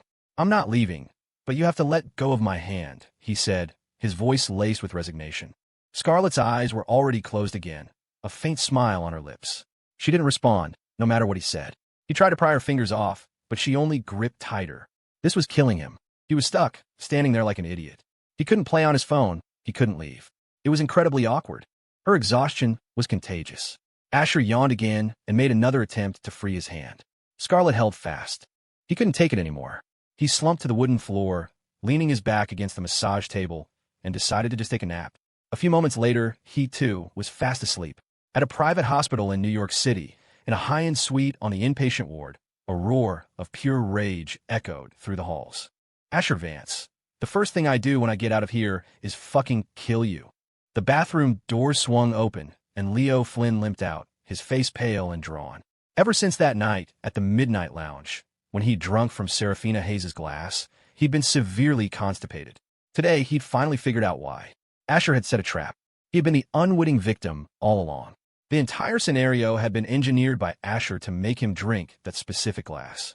The devious bastard. What kind of sick, twisted mind comes up with a plan like that? And, judging by Seraphina's reaction that night, she must have been in on it. Leo felt utterly humiliated, all thanks to Asher Vance. The surge of anger ripped open his gunshot wound. The white bandage instantly blossomed with red. Arg! Leo gritted his teeth in pain.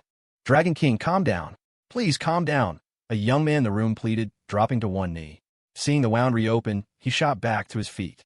Dragon King, I'll go get a doctor. His name was Manny Marcos, 9th in rank within the Dragon's Den. A Chinese-American from a wealthy and well-connected family, he was utterly devoted to Leo. A moment later, a doctor and nurse rushed in. After a flurry of activity, the bandages were changed. Before leaving, they sternly warned Leo to avoid any emotional distress that could cause the wound to tear again. Lying on the hospital bed, Leo's face was a thundercloud. The more he thought about it, the angrier he got.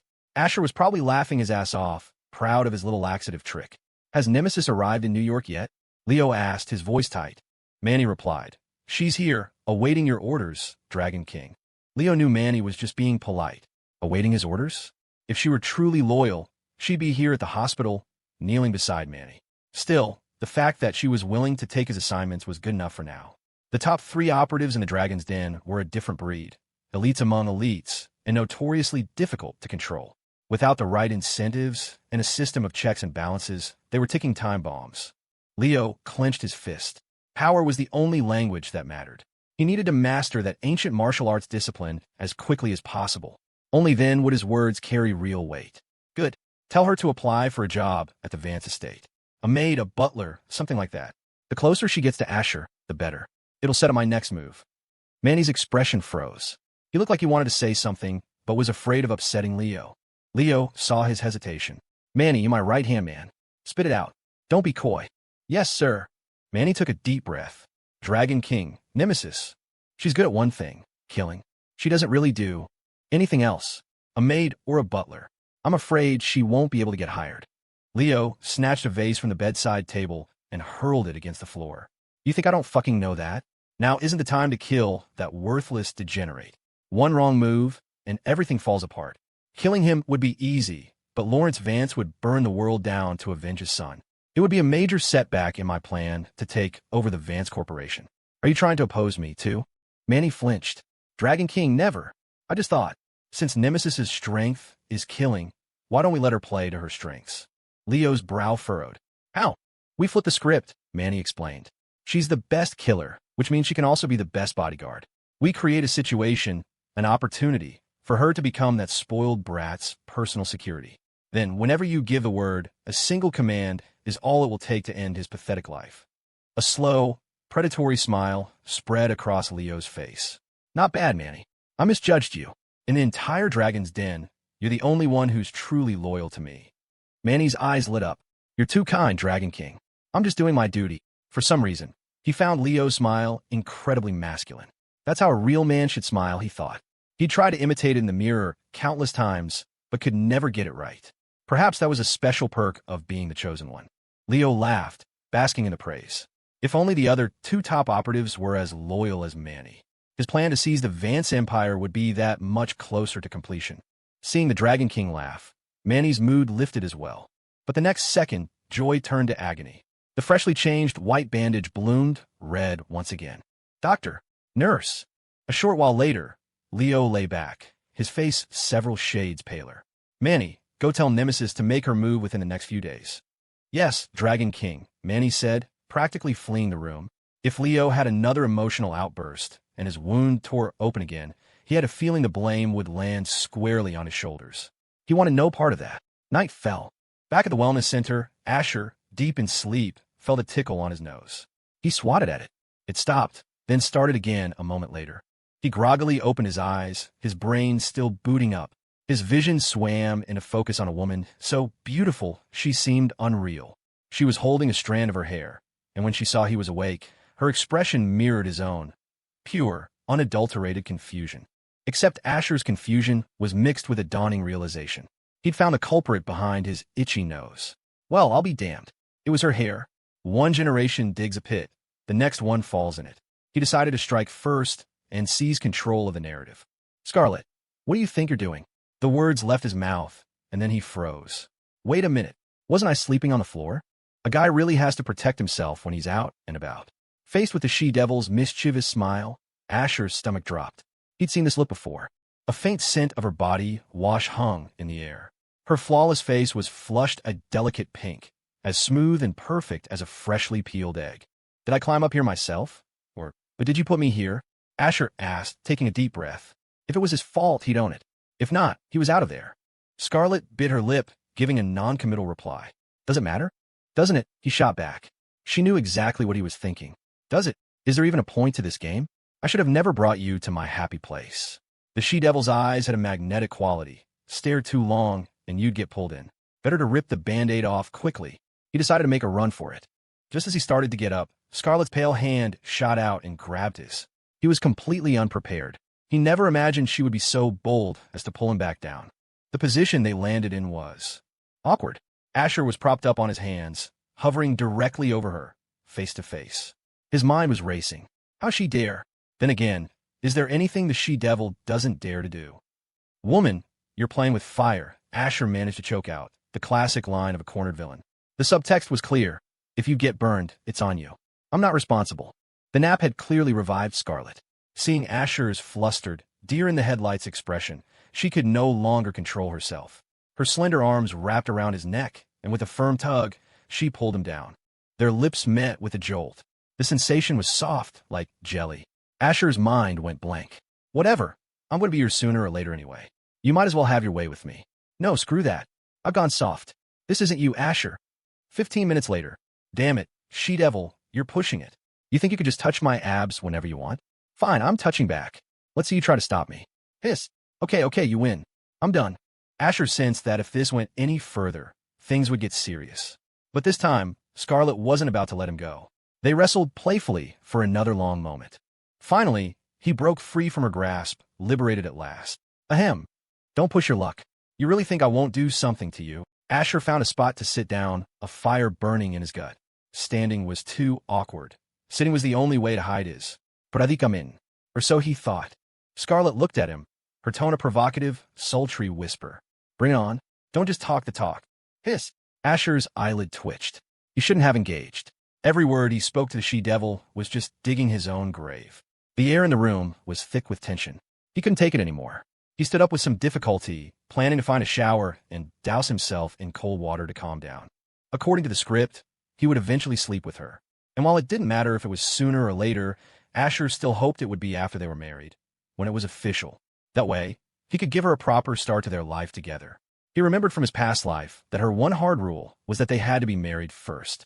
Her ultimatum had been, kill him, kill herself, or get married.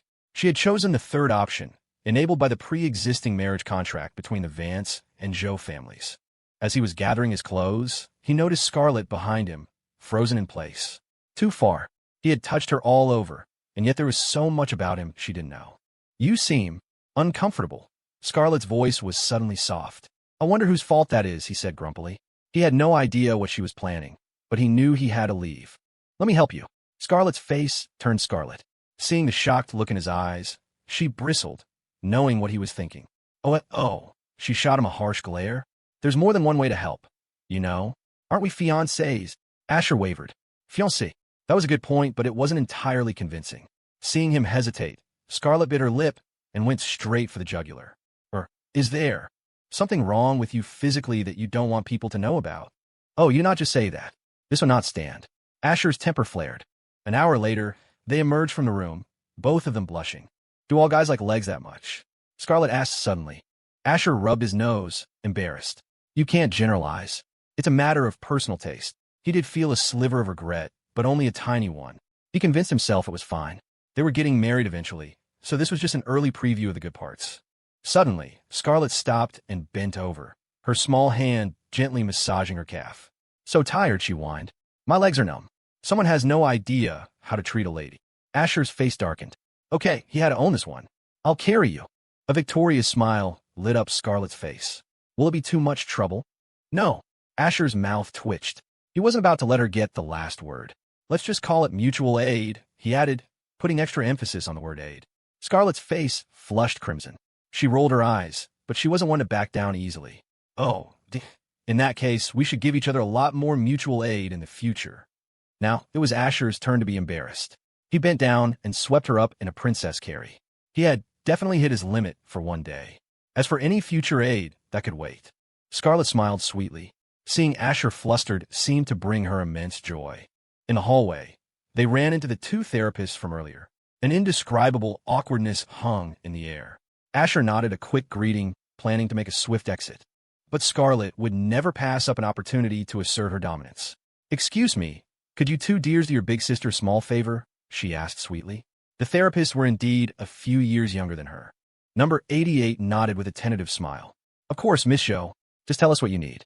If they couldn't be Asher's mistresses, at least they could network. An opportunity to have Scarlet Joe owe them a favor was priceless. It's over. The she-devil is about to unleash chaos. Why didn't you two just leave? Asher screamed internally. Scarlet put on a troubled expression. I had some milk sent to the room earlier, but I fumbled the bottle and it spilled all over my Balenciaga stockings. I left them in the room. I was hoping you two could take care of them for me. The two women exchanged a look. This was a job for the cleaning staff, not them. It was obvious what this was. Scarlet was throwing them a bone, a chance to get on her good side. Getting close to Asher was a long shot. He came here purely to relax. But Scarlet was different. Of course, Miss Joe. We'll take care of it right away. Yes, you can count on us, they promised earnestly. Scarlet beamed gratefully. Thank you so much. But will it interfere with your work? They shook their heads vigorously. Not at all. We'll go take care of those Balenciaga stockings right now. They started walking, but at her last words, they broke into a run, each eager to make a good impression. Asher felt like he'd been struck by lightning. It's over. Social suicide. I can never come back to my happy place again. She-devil, you're truly one of a kind. In the parking garage, Scarlet spoke from the passenger seat, a cheerful smile on her face. Let's find a place to eat first, Asher. Then you can take me shopping. Asher knew he was at a disadvantage. There was no escaping tonight. This was the price of a moment's pleasure. You had to think long-term, or you'd end up exactly like him. He offered a couple of token protests before mentally resigning himself to his fate. Later that evening, he regretted it deeply. Shopping with a woman was the most exhausting activity on earth. Most women browsed without buying, or maybe picked up an item or two. Scarlet was the exact opposite. She bought over a dozen outfits from various luxury brands, followed by stockings in every imaginable color. She grabbed 5 pairs of the black ones alone. The whole spectacle left Asher bewildered. Had the Zhou family gone bankrupt? Why was she buying so many clothes? Didn't she know there was always tomorrow? It wasn't the money. $100,000 was pocket change to him. It was the sheer physical labor of carrying everything. His arms were laden with bags of all sizes. The Ferrari's lack of storage space was a real problem. He ended up having to call for a company car just to haul the loot. Mr. Vance, where should I take all this? The young driver asked respectfully. Asher replied without thinking, the Riverside Manor. It was the name of Scarlet's villa. The driver nodded. Just then, Scarlet cut in. Wait, take everything to the Phoenix Apartments, Unit 12, Apartment 1204. The driver looked at Asher, confused. Asher paused for a second, then said, do what she says. The driver gave them a respectful nod and drove off toward the Phoenix Apartments. Asher and the she-devil settled into the Ferrari. The more he thought about it, the stranger it seemed. He knew the Phoenix Apartments. It was a bit far from the city center. He couldn't understand why Scarlet would give up her villa to live in a more remote apartment complex. Could the she-devil really be broke? On the road, his curiosity got the better of him. Did you go bankrupt or something? Why leave a villa downtown to live so far away? The moment the words were out, he realized how stupid they sounded. Anyone could go bankrupt, but not Scarlet Jo. The future queen of commerce was far too shrewd. Give her $1 million, and in a year, she'd turn it into $100 million. A genius like that doesn't just go broke. But in a way, she was pretty close to it right now. For the past few weeks, she had been either cooking for herself or ordering cheap takeout. Immersed in her work, she mostly relied on delivery, eating takeout for nearly every meal. A normal person might not think anything of it, but going from luxury to frugality was a difficult transition. Scarlet had been born with a silver spoon in her mouth. For any of the great families, the idea of a Jo heiress eating takeout was preposterous. Yet, that's exactly what she'd been doing. Scarlet gave a self-deprecating smile. Her almond eyes twinkled as she looked at him, shrugging playfully. I did. I'm officially broke. Are you going to support me? Asher assumed she was joking. I'll pass. The Vance family is a humble temple. We can't afford to house a goddess like you. Scarlet giggled. My daily expenses aren't that high. I'm not picky about food. Simple meals are fine. As long as I'm full, I'm happy. The she-devil standards are that low? Just like me. Is this for real? Asher was skeptical. The books described her as adaptable, able to endure what others could not. In ancient times, she would have been an Empress Wu Zetian. Thinking back to his previous life, he hadn't had much time with her after their wedding. He had been so focused on fast-forwarding the plot that he'd met his end before they'd even been together for half a month. Life had been a whirlwind of sorting out his affairs, ensuring Lawrence and Eleanor would be taken care of after he was gone. Asher, I'm serious, Scarlet said, her tone shifting. What if I really did go broke? Asher paused. After a long moment, he said, I'd steal catalytic converters to support you. I'd buy stocks to support you.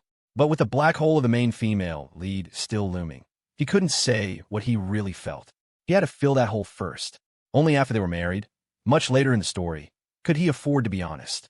And even then, only partially, because by that point, he would be saying goodbye to this world all over again. The original novel, his past life, the present, to hell with all of them. You always want what you can't have, and take for granted what you do.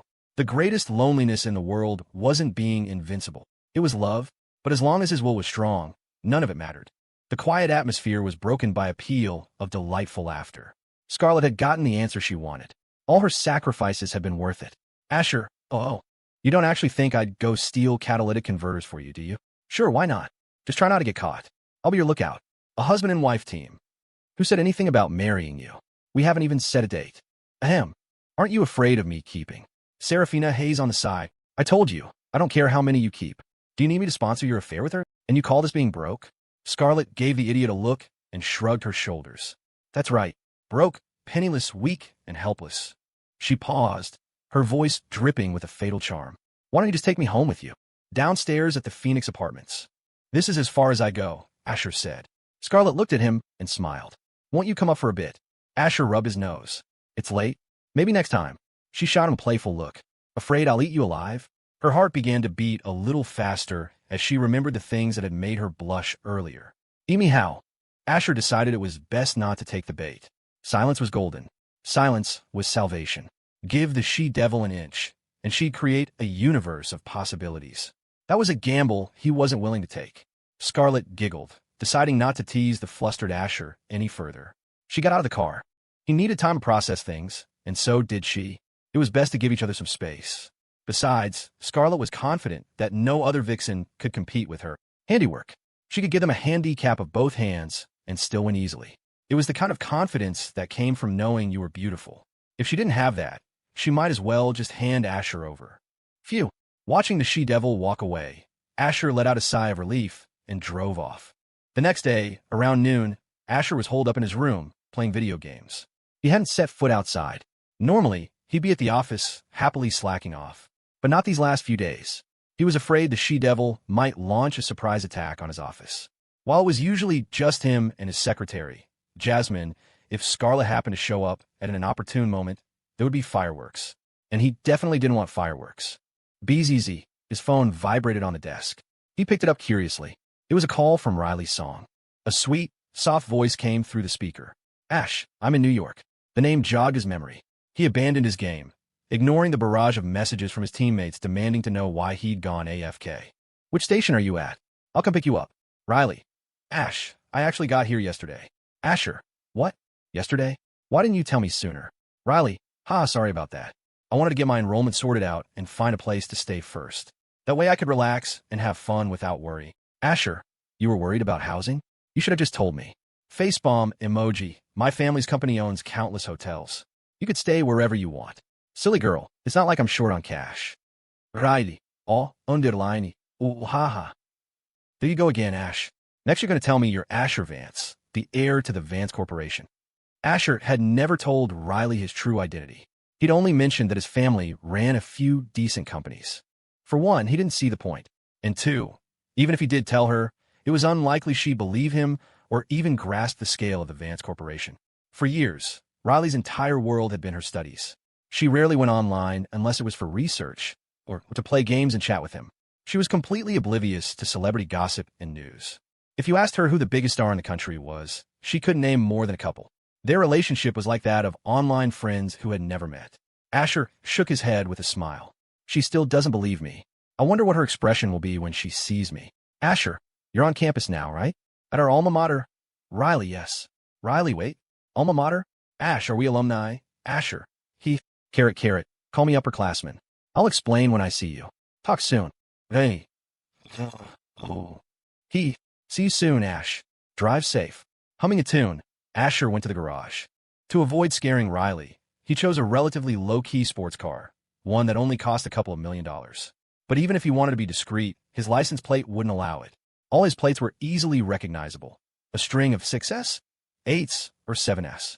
They were easy to get, as long as you were willing to pay. In his past life, this was the point where his conflict with the protagonist, Leo Flynn, had escalated into open warfare. He'd been so bogged down with problems that he never got the chance to meet Riley. In the end, they never even saw each other once. He wouldn't call it a regret, exactly. Sponsoring Riley's education had been a spur-of-the-moment decision, an act of pure whimsy. He never expected anything in return. At Columbia University, inside a women's dormitory, Riley saw him was staring at her phone with a sweet, goofy smile. Her two new roommates saw it. They had also come to New York from out of state, and the three of them had bonded instantly. They'd only known each other for a day, but they found they had plenty to talk about. Sometimes you just click with people. Riley, you're smiling like an idiot. Did you get a boyfriend? One of her roommates, Maddie, asked bluntly. The other, Shannon, leaned in, her interest piqued. Ooh, really? Which lucky bastard has such good taste, snatching up our business school's future campus bell before classes even start? Is he from here or another student? Spill the tea, Riley. Riley's face flushed red as she put her phone away. Shannon, I'm not any kind of belle. Don't say that. Maddie chimed in with a grin. That's right. Our precious Riley isn't just some campus belle. Just as Shannon thought Maddie was about to play devil's advocate, Maddie continued. Someone as beautiful as Riley isn't just a campus belle. She's the next queen of Columbia. That's more like it. Riley's face grew even redder. She didn't care about titles like belle or queen. People had called her that in middle and high school, and it had been nothing but trouble. Boys were constantly confessing their love, trying all sorts of tricks to get close to her. She wasn't a fan of the attention.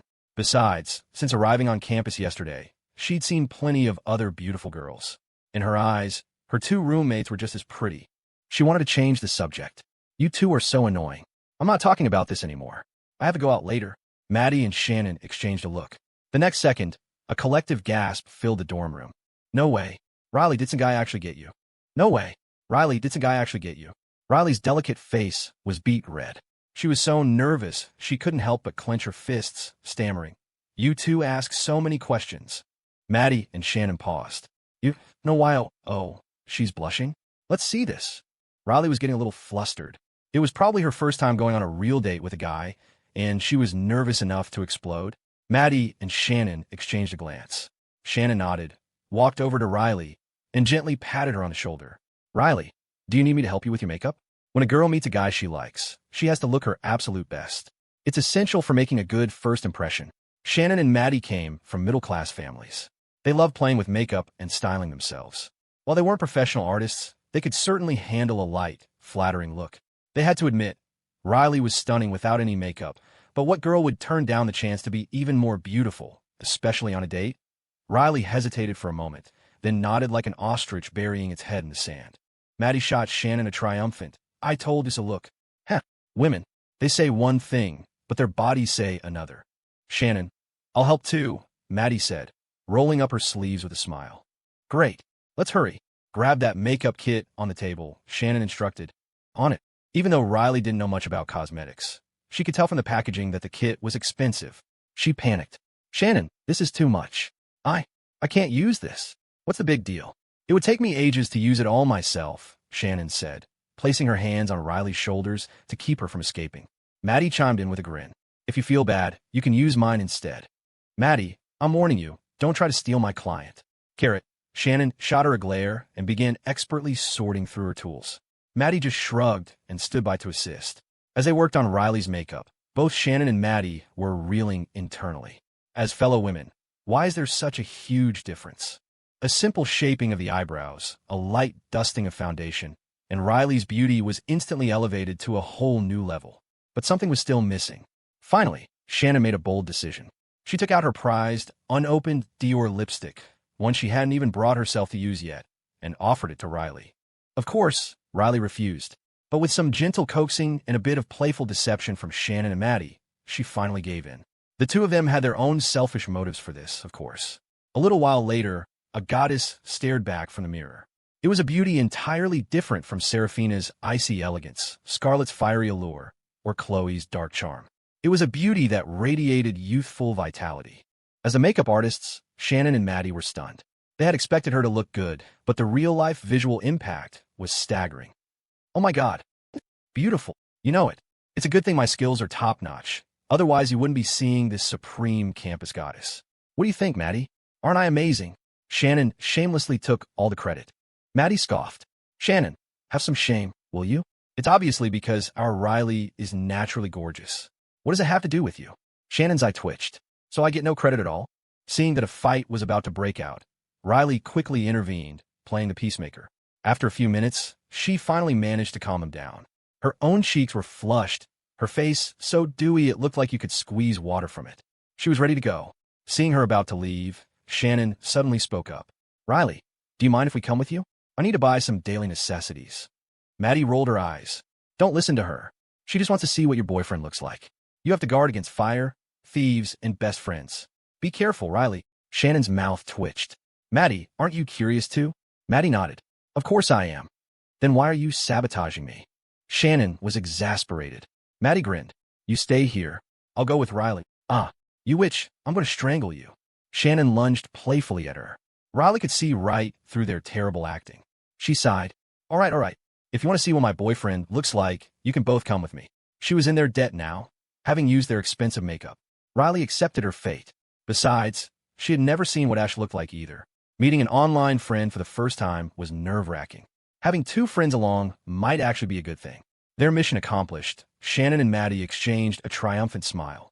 The three of them grabbed their bags and headed out. Outside the main gates of Columbia University, cars streamed by and students milled about. The three girls quickly drew a lot of attention. To be precise, Riley, standing between Shannon and Maddie, drew all the attention. Whoa, a new face. This year's freshman class is something else.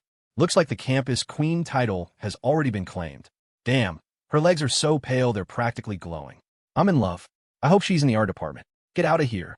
I've already seen a few beauties in the art department. Why should you guys get all the good ones?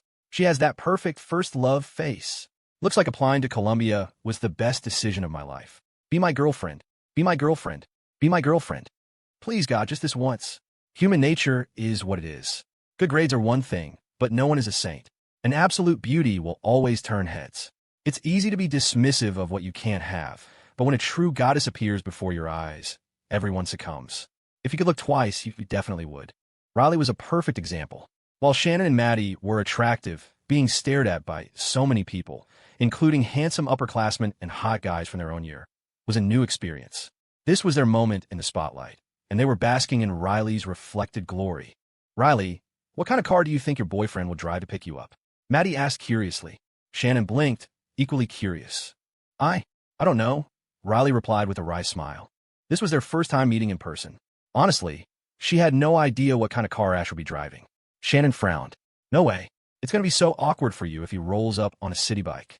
If it's Ash, I wouldn't care if he came on a city bike, Riley said firmly. Maddie and Shannon exchanged a look and shook their heads. It was true what they said. A girl in love has an IQ of 0. No matter how beautiful she was, the moment love entered the picture, she was a lost cause. Unable to bear their pitying stares, Riley blushed and shuffled away. Ash wasn't even her boyfriend yet. It was just wishful thinking on her part. But she believed that you had to create your own happiness. As long as their social statuses weren't worlds apart, she was confident that she could use her knowledge to help him grow his family's business. Just then, a deep, captivating roar, the kind only a supercar could produce, cut through the air. A stunning blue convertible Lamborghini Aventador pulled up in front of them. Behind the wheel sat a handsome young man. The surrounding students erupted in gasps. Holy crap, a whale.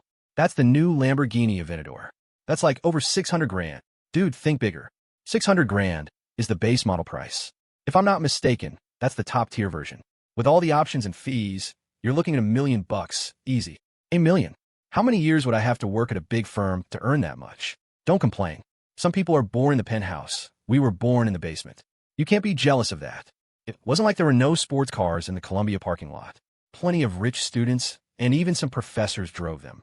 But a car worth over $1 million was a rare sight, even in a city like New York. The three girls stared for a moment, mesmerized.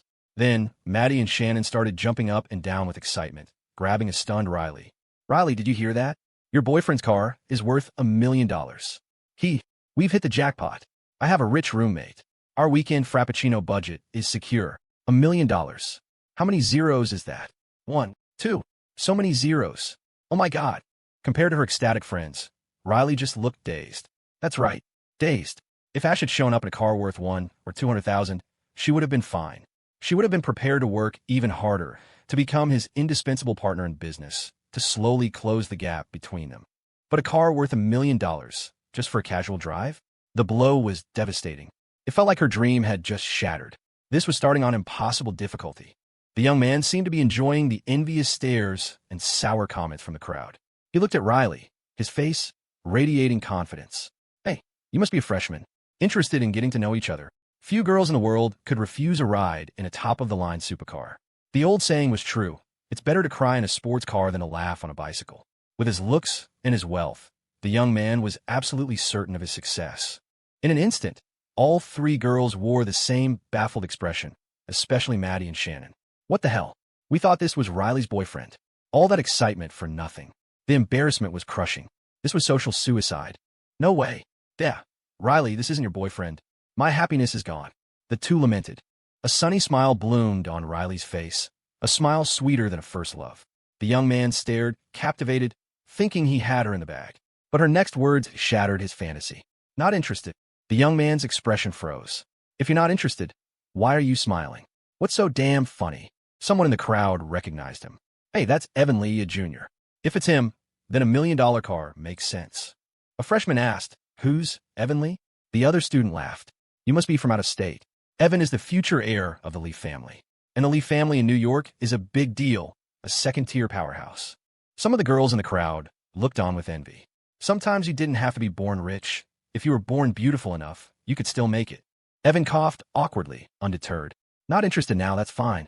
You'll be eventually. Let's get acquainted. I'm Evan Lee, and you are beautiful. Picking up girls required a thick skin. Evan had been with plenty of beautiful women, but Riley was the most stunning he had ever seen. He wasn't about to give up so easily. Riley's smile vanished. She shook her head, unwilling to engage with him further. The knowledge that he wasn't Ash brought her an unprecedented wave of relief.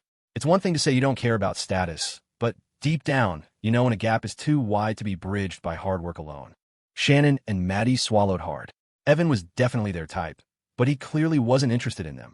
Seeing that Riley remained unmoved only fueled Evan's desire to possess her. He continued his shameless advances. Riley was getting annoyed. She walked over to another spot to wait, her long, beautiful legs carrying her away. Shannon and Maddie called her name and hurried after her. At the same time, another engine roared to life. A sleek white Porsche 911 pulled up right in front of the three girls.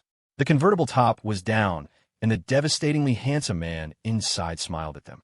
Hey ladies, need a ride? All three girls' eyes locked on Asher's face. In terms of looks, he left Evan Lee in the dust by a country mile. Not even counting the charm boost from the system, his natural features were already top tier. Now, he was on a whole other level. Thump, thump. Shannon and Maddie's hearts felt like they were about to leap out of their chests.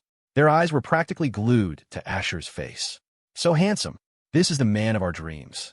There was an approachable warmth about him, and his voice sounded so much like that important person. Faced with Asher's invitation, Riley's cheeks flushed, but she rationally took a step back, assuming he was just another guy like Evan. Bang! The door of the Lamborghini slammed shut as Evan stormed out, his face etched with anger. Someone dared to move in on a woman he had his eye on? The nerve! He glanced dismissively at the car. A Porsche 911? Even the top-spec model was only $300,000 or $400,000. Industrial garbage. In his circle, that was nothing. Hey, buddy, ever heard of first come, first served? You're crossing a line, Evan said, his nose in the air. You really think you can pick up girls in that piece of junk? Go home and get a real car. He's right. That car is nothing compared to Evan's million-dollar ride. They're in different leagues. If I were her, I'd definitely choose Evan's car. Hee, $1 million Lamborghini versus a Porsche 911? No contest. The fawning comments from some of the girls in the crowd went straight to Evan's head. He puffed out his chest, not even bothering to look Asher in the eye. So what if he was rich? There were levels to this game. If you're on a lower tier, you shouldn't be out here embarrassing yourself. Just as Evan was basking in his glory, the crowd erupted. Damn, my perspective was too narrow. I've been thinking all wrong. What's going on? That Porsche 911 might be cheaper than Evan's car, but its license plate alone is something Evan could never get. At this reminder, everyone's attention shifted to the license plate. A moment later, another wave of shock rippled through the crowd.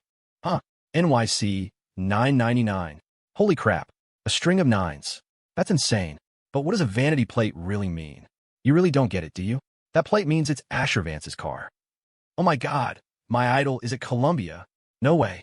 The students, both male and female, instantly turned into gushing fans.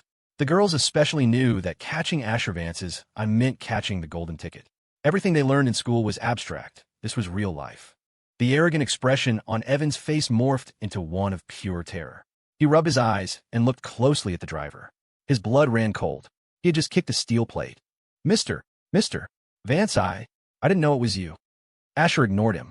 Being recognized was annoying, but he wasn't trying to hide. The real problem was Riley. Her mouth was hanging open, and she was staring at him as if he were a ghost. This had just gotten a lot more complicated. How did Asher recognize her? He'd heard Shannon and Maddie call her name as he drove up with the top down. He got out of the car, walked past the terrified Evan, and went straight to Riley. The stunned expressions on the three girls' faces amused him. He decided to tease them a bit. So, beautiful. Are you sure you don't want that ride? Riley's large eyes were wide with questions. Are you really Ash? Asher Vance? She asked, her voice hollow. A feeling of despair washed over her. The gap was too vast. This wasn't a funny joke. Asher didn't notice her change in mood. Yep, the one and only. The real deal. Maddie and Shannon were ecstatic. Who would have thought their roommate's boyfriend was the national husband himself? That she had managed to land the son of a billionaire through online dating? They needed to learn her secret. Riley, your boyfriend is here. Don't keep him waiting. Yeah, go on your date, they urged, pushing her forward, barely containing their own excitement. Boyfriend? Asher was completely lost. What boyfriend? When did he get a girlfriend? Why was he, the person involved, the last to know? Riley forced a pained smile. Maddie, Shannon, Ash isn't my boyfriend. I was lying to you. The higher the hope, the greater the disappointment. If Asher had been from a second-tier family, Riley could have still told herself she could make it work, that she could strive to catch up. But he was the national husband. The blow was too great. The story of the handsome prince and the Cinder Girl was a fairy tale for children. Real life was far more cruel. Asher finally understood. He played along. It wasn't like he hadn't had a few girlfriends in name only during his school days. What was one more? It was all meaningless anyway. Don't tell anyone that Riley and I met online, Asher said in a low voice, just for the three of them to hear. Shannon and Maddie's expressions cycled through disappointment, confusion, and finally, joy. They nodded vigorously, promising not to breathe a word. The posts they had been composing for their social media were instantly deleted from their minds. Ash, thank you for covering for me, Riley said with a self-deprecating smile, then quickly explained the situation to her roommates in a hushed tone. If one lie had to be covered by another, then the lie about Asher being her online boyfriend was like a Russian nesting doll, with layers upon layers of deception. Asher smiled, respecting her choice. Who didn't have a bit of a competitive streak in their youth? He had been prepared to take a risk and show off a little for her, but she didn't want it. More and more people were gathering, taking pictures with their phones. Riley said goodbye to her roommates and left with Asher. As for Evan Lee, who was still begging for forgiveness, Asher paid him no mind. He didn't understand these rich kids. Sure, he was the villain, but he wasn't a rabid dog, biting everyone he saw. On the road, Riley was silent, lost in thought. This isn't going to work, Asher thought. She has to face reality eventually. He tried to start a conversation. Riley, now that you're in New York, is there anything you want to eat? Riley forced a smile that looked more painful than a grimace. Ash, just take me anywhere. It's fine. Even with her high IQ, she was still just a freshman, away from home for the first time. Coming from a poor, single-parent family, she had never learned how to hide her true feelings. Oh, Asher nodded. She just needs time to adjust. Screw adjusting. Damn it, I was careless. What happened to, I don't care no matter what. Was it all just talk? I underestimated the impact of reality. I should have just done what I did in my past life and not met her at all. In the passenger seat, Riley's large, innocent eyes slowly began to shine again. Riley's song felt a strange knot of tension tighten in her stomach. She had to be sure she hadn't imagined it. Looking at Asher, she suddenly spoke, her voice soft and sweet, laced with a hint of a plea. Ash, I'm kind of craving dim sum. Could we? What kind of monster could say no to that? Asher smiled. Of course. You're the star of the show today. Just tell me where you want to go. Finally, the kid's getting with the program, he thought, a wave of satisfaction washing over him. I wasn't worried about you having demands. I was worried about you not having any. He was thrilled. It was infinitely better for Riley to ask for things instead of sitting there in awkward silence. But Asher wasn't the only one who was happy. Riley was ecstatic, fighting the urge to lean over and kiss him right then and there. Just moments ago, she had been drowning in despair, ready to bury her love for him deep in her heart forever. But then, by some miracle, fate had dealt her the ultimate ace. She could hear his thoughts. Riley had no idea how it was possible. But did it even matter? Hearing the thoughts of the man she loved. Didn't that mean she actually had a chance to win him over?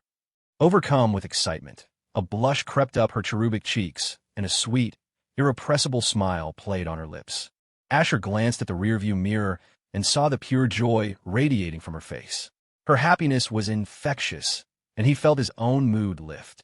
Soon, they were seated in a high-end dim sum restaurant in Soho. Order whatever you want. Don't worry about saving me money, Asher said with a grin. The young woman nodded shyly, her slender fingers tracing the items on the elaborate menu. The sheer number of dishes was overwhelming, making her head spin. Besides, the point of this meal wasn't the food, it was Asher. With a slightly embarrassed look, she pushed the menu back toward him.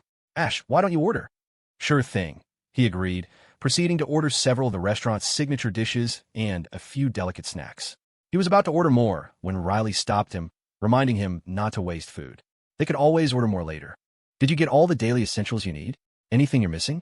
We can hit up a Target later and get you fully stocked, Asher offered with a smile. You really should drag Chloe here to see this. This was how a normal sister was supposed to act. Shy, a little flustered, needing her brother to look out for her. The thought of Chloe, who was always ready to throw a punch, chase him around the house, or pick a fight, made him sigh. There wasn't a single normal sibling dynamic between them. I got everything, Riley stammered, snapping out of daze. Asher had a sister? Did that mean she had a future sister-in-law to win over? If she wanted to become a part of Asher's life, to be his woman, she needed his family to accept her.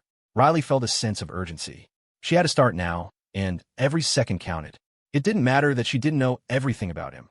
His thoughts would give her the answers she needed. But what intrigued her most wasn't his family. It was the previous life he'd thought about before. Could something so incredible actually exist? And why couldn't she and Asher have met in that past life?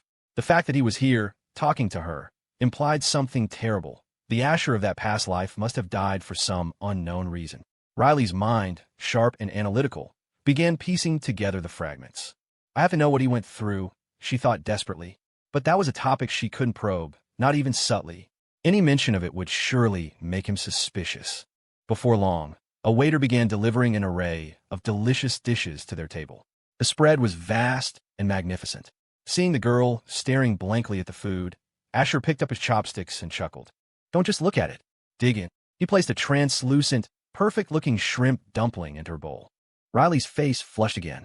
She picked up her own chopsticks and took a bite. The fresh, savory flavor of the shrimp was perfectly preserved. It's so good, she murmured in appreciation. You have to try one, Ash. On pure instinct, she picked up a dumpling and placed it in his bowl. Good food was only meaningful when shared with the one you loved. Asher froze for a second, completely surprised by her forwardness. Hey Ash, was that too?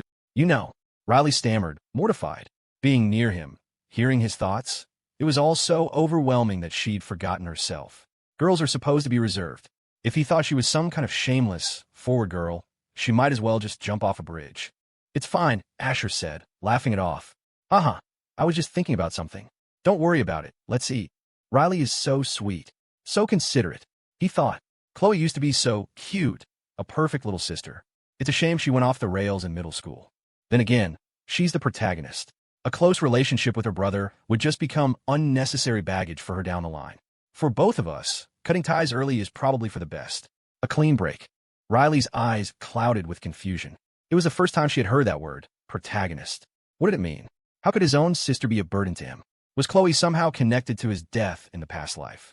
Riley felt 1,000 questions bloom in her mind, turning everything about Asher into an enigma she was desperate to solve. Riley, you're a finance major, right? Asher asked, breaking the silence. It took her a second to catch up. Yes, Ash. He took a sip of soup. You need a good laptop, then. 4 tracking stocks, analyzing data, research. Riley shook her head so fast it was a blur. No, I can't. Ash, you've done too much for me already. I absolutely can't accept that. Asher just smiled and spun a casual lie. Think of it as an investment. It comes with interest. When you make it big, you can pay me back, principal and all. It's just an advance on your future success.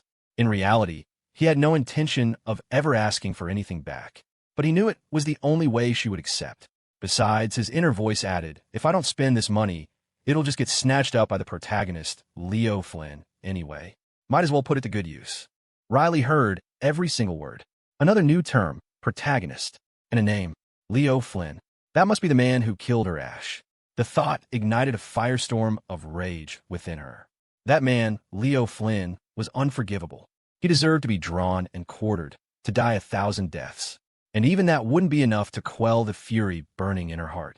After their meal, under the pretense of just browsing, Asher cajoled Riley into a trip to B&H Photo Video, where he guided her toward the latest high-performance laptops. He thought he had successfully persuaded her, but in truth, Riley had already agreed in her heart. Anything to spend more time with him, to hear more of the thoughts that were slowly revealing his world to her. His thoughts were unguarded, spoken without intent, but for her, they were everything. Asher tried to buy her a top-of-the-line $5,000 custom rig, but Riley adamantly refused, insisting it was far too expensive. He relented, but set his bottom line at a still extravagant $2,500 model. Though reluctant, Riley didn't argue further. Time was short, the mission critical. She felt like the clock was ticking, and she had to do something to prevent Asher from dying again in this lifetime. He himself seemed to have no fear of death, almost as if he were welcoming it. But Riley wouldn't allow it. She refused to let the man she loved walk toward his demise again. The her from the past life must have been in utter despair. This time, she would not repeat that tragedy. After the electronics store, they went to a supermarket, where Asher bought her a power strip, a mountain of snacks and desserts, and several cartons of milk. A finance major required brain fuel, he reasoned. He found himself enjoying the simple domesticity of it all. It felt like sending his own sister off to college. Would Chloe ever let him do this for her? Not a chance. He vividly remembered the night before she was supposed to leave for school. She had stormed into his room and threatened him. If I see you on my send-off tomorrow, you're dead. He had actually wanted to make a small effort to mend their fractured relationship. But after that, forget it. It would have been asking for humiliation. So Asher stayed home and slept in. Around noon, Chloe had returned like a hurricane, kicked his bedroom door clean off its hinges, and, for reasons he still didn't understand, proceeded to beat the hell out of him. Luckily, he'd been fast. He took a few punches before bolting out of there, leaving her fuming. After that whole fiasco, Chloe had abruptly decided not to attend college in the States at all, opting to study abroad instead. Time flew by, and evening approached. At Riley's request, Asher drove her back to the Columbia University campus. Are you sure you don't want to get dinner with me? Riley shook her head, a little embarrassed. No, I'm going to eat with my roommates later. Right. I still owe you that trip to Disneyland, you know? Are you free tomorrow? Asher asked with a smile. Riley considered it, fighting down the powerful urge to say yes. I'm sorry, Ash. I'm busy for the next few days. It was the first time she had ever lied to him. Her eyes darted away, unable to meet his gaze. Asher didn't think anything of it. He remembered how hectic the first week of college was. Let me help you carry this stuff up to your dorm. It's too much for one person. Riley gave a strained smile and quickly refused. Thanks, Ash, but it's okay. I already called my roommates to come down. They'll be here any second. Was he insane? Let him come upstairs? She had no desire to become the center of campus gossip. Besides, letting a guy as ridiculously handsome as Asher into an all-girls dorm would be like throwing a lamb to the wolves. All right, Asher said, holding up his hands in surrender. But call me if you can't manage. A genuine, happy smile spread across Riley's face. Okay, you're so sweet, Ash. A few moments later, Maddie and Shannon appeared. Riley and her roommates gathered her things and headed into the school. Asher watched them go before getting in his car and driving away. 2 more days passed. Under immense pressure from his father, Lawrence, Asher tearfully bid farewell to his blissful life as a shut-in and reluctantly returned to Vance Corporation to work. He figured the she-devil had probably had enough time to cool down. And besides, with so many people around the office, would she really dare to try anything? She wasn't that crazy, was she? Asher walked through the halls, on high alert, but as he neared the general manager's office, there was no sign of Scarlet Joe. He let out a sigh of relief. Yes, back to the good life. Flirt with the secretary during the day, unwind after work, then head home. A perfect routine. He was about to step into his office when he saw 2 women standing outside the door. He recognized both of them. One was his secretary, Jasmine Jiang. The other was Anya Ivanova. Oh yes, he thought, a grin spreading across his face. The plot is here. Looks like the organization hasn't given up on me after all. He quickened his pace, walking toward the stunningly cold beauty. If Saraphina Hayes' coldness was that of a glacial mountain, this woman's was the chilling edge of a honed blade. Even though she hit it well, Asher recognized the aura instantly. Killing edge? What a load of crap. She's a total ray of sunshine. Seeing Asher approach, Jasmine's face lit up, and she hurried over. Mr. Vance, we have a strange visitor today. This woman says she wants to apply to be your personal bodyguard. I've tried to tell her we're not hiring, but she won't leave. She's been here for days. Asher nodded, understanding completely. He wanted to tell Jasmine, standard operating procedure, don't panic, but she wouldn't get it. And she didn't need to know the inside story. His gaze fell on Anya, his eyes filled with appreciation. Her long black hair was tied back in a simple, cute ponytail. Her face was a perfect oval, her eyebrows arching with a fierce energy that she kept veiled. But you could tell that all it would take was a single look to unleash an intimidating, commanding presence. At 5'9", she was tall for a woman, and her powerful, muscular legs only accentuated her height. Her body could only be described with one word: phenomenal. A devilishly hot figure. He instinctively glanced at his own secretary for comparison. Both women were gorgeous, but Anya's physique was on another level. As an assassin, she was constantly training, and her workouts were far more demanding than anything you could do in a gym. She easily outclassed Jasmine in that department. Asher looked at her, suppressing his excitement. This was how they had met in the last life, too. Not in his office, but outside somewhere. The details didn't matter. The important thing was that she was here. You want to be my bodyguard? Yes. The woman nodded, her voice devoid of any emotion. Damn, the same familiar vibe, he thought. Still so concise, no nonsense. Asher grinned. Well, aren't you just my type? What's your name? She paused for a second before replying. Anya Ivanova. So, do I test her, or just hire her on the spot like last time? Asher hesitated. Just letting her in without some kind of trial run seemed suspicious, especially with Jasmine watching. A little bit of theater was probably in order. Jasmine, do me a favor and go downstairs, he said with a smile. Call my security team up here. Jasmine glanced from Asher to Anya. All of them, sir. Asher thought for a moment. Yeah, bring them all. This was the perfect opportunity to dismiss the bodyguards his parents had hired for him. They were elites, sure, but they were useless against someone trained in an ancient martial arts discipline. They would get wiped out instantly. Keeping them on the payroll was a massive, pointless expense. He could be spending that money on ear-cleaning spas. Yes, Mr. Vance. Jasmine nodded and clicked away on her heels. Meanwhile, Anya's mind was reeling. As one of the top assassins in the world, she was certain she hadn't misheard that inner voice. Last time? Did that mean they knew each other?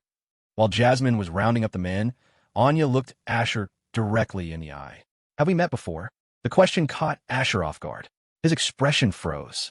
Oh, for God's sake, don't you start going crazy too, he thought. We have met, but that was in a past life. I don't think so, Asher said with a natural smile, masking his inner awkwardness. Ms. Ivanova, this is our first meeting, but if you want to skip the test, that's fine. I can hire you as my personal bodyguard right now. I see. I must have been mistaken, Anya replied, her gaze retracting. Her voice was calm. No, let's do the test. Inside, however, she was just as stunned as Asher. Even for a seasoned killer, the mention of a mystical concept like a past life was shocking, just as it had been for Cassie Lee. Seeing that Anya had dropped the subject, Asher unconsciously rubbed his nose, breathing a silent sigh of relief. Okay, this one isn't completely unhinged. Good to know. The two of them waited in silence, each lost in their own thoughts. Before long, Jasmine returned with 7 tall, broad-shouldered men in black suits. The bodyguards, hearing that someone was trying to take their job, were spoiling for a fight. The pay at Vance Corporation was several times the industry standard for a job that was usually a cakewalk. It was a golden ticket, and they weren't about to let someone steal it. Mr. Vance, you were looking for us, said the lead bodyguard, a man built like a truck. Let's call him Ox.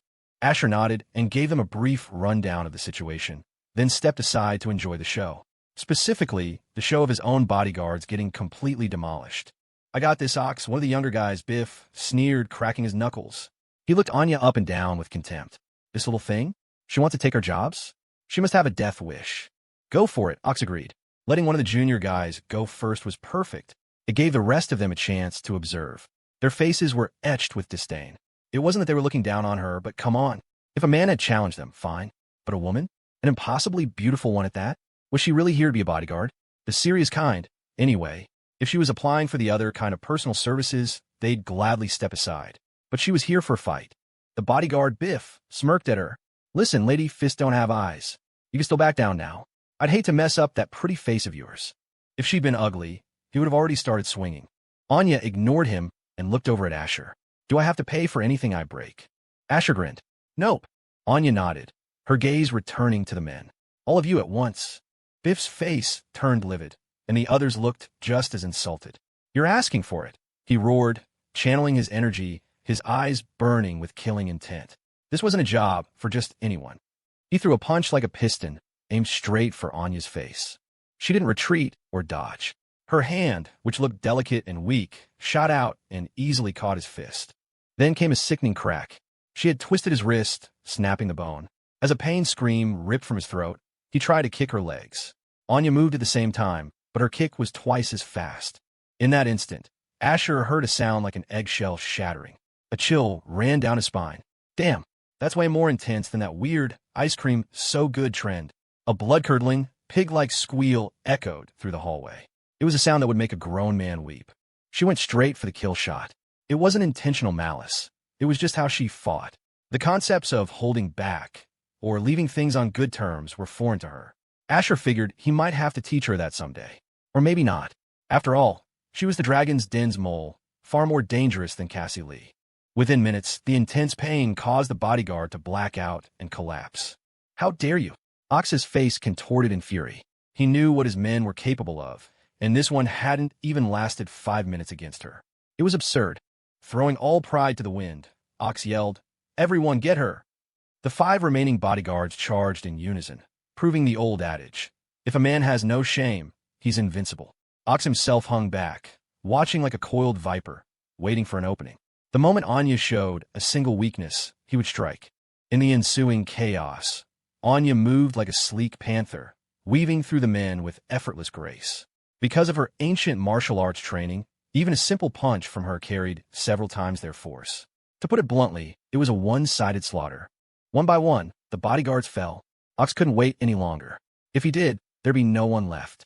He charged. Mr. Vance, it's so scary. I'm so nervous.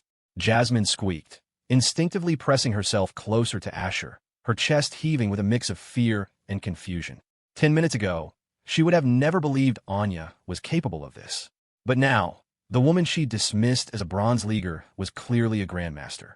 She was single-handedly taking down 7 huge bodyguards without breaking a sweat. Asher wasn't sure if Jasmine was intentionally trying to get close, but he wasn't the type to sweat the details. Don't worry, he said, patting her arm reassuringly. We're far enough away. We won't get hurt. The commotion was so loud that executives and managers from nearby offices started poking their heads out, their faces a mask of bewilderment. By the time they emerged, Anya's job interview was over. The hallway walls were pockmarked with craters of various sizes. To call it a wreck was an understatement. The 7 bodyguards lay on the floor, their faces twisted in agony. God only knew the pain they were enduring. Their futures as men were now uncertain. What happened? What's going on? Did I miss something? Mr. Vance, are you all right? Should we call the police? I just saw that woman beating people up. Someone call security. The scene descended into chaos. Asher looked at Anya and smiled. Starting today, you're my personal bodyguard. I'll pay you $1 million a year. Go away to my office. If you're not satisfied with the terms, we can renegotiate. $1 million was nothing to Asher. The 7 men on the floor cost him half that annually. It was a high-risk job, after all. One day they might run into some desperate kidnappers and end up in a body bag. A high salary was standard. Anya nodded and walked into the general manager's office. Her gait was unique. Her long, pale legs moved in a distinctive pattern, one foot crossing over the other as if she were walking on a line, like a cat. Her steps were so light they were almost silent. Asher watched her go, a flicker of appreciation in his eyes. He had to admit, watching Anya's catwalk was a feast for the eyes. He turned his attention to Jasmine. Call the hospital right now. Get a few ambulances over here to take them away. All medical expenses will be covered by the Vance family. Also, contact a construction crew and have them come over to repair all the damage here. Jasmine nodded, pulling out her phone to call for medical assistance. Asher then walked over to the crowd of curious onlookers. Everyone, please return to your offices, he said with a calm smile. Everything is fine here. I was just auditioning a new personal bodyguard, and things got a little loud during her sparring session with the veterans. It's all over now. The crowd exchanged bewildered glances, looking from Asher to the devastated hallway. A little loud? It looked like she'd nearly demolished the entire executive floor. There were a dozen holes punched through the walls. This was a little loud? More like an earthquake. But since Asher himself said it was fine, they dispersed and went back to their offices. Asher nodded, satisfied. He was in an excellent mood.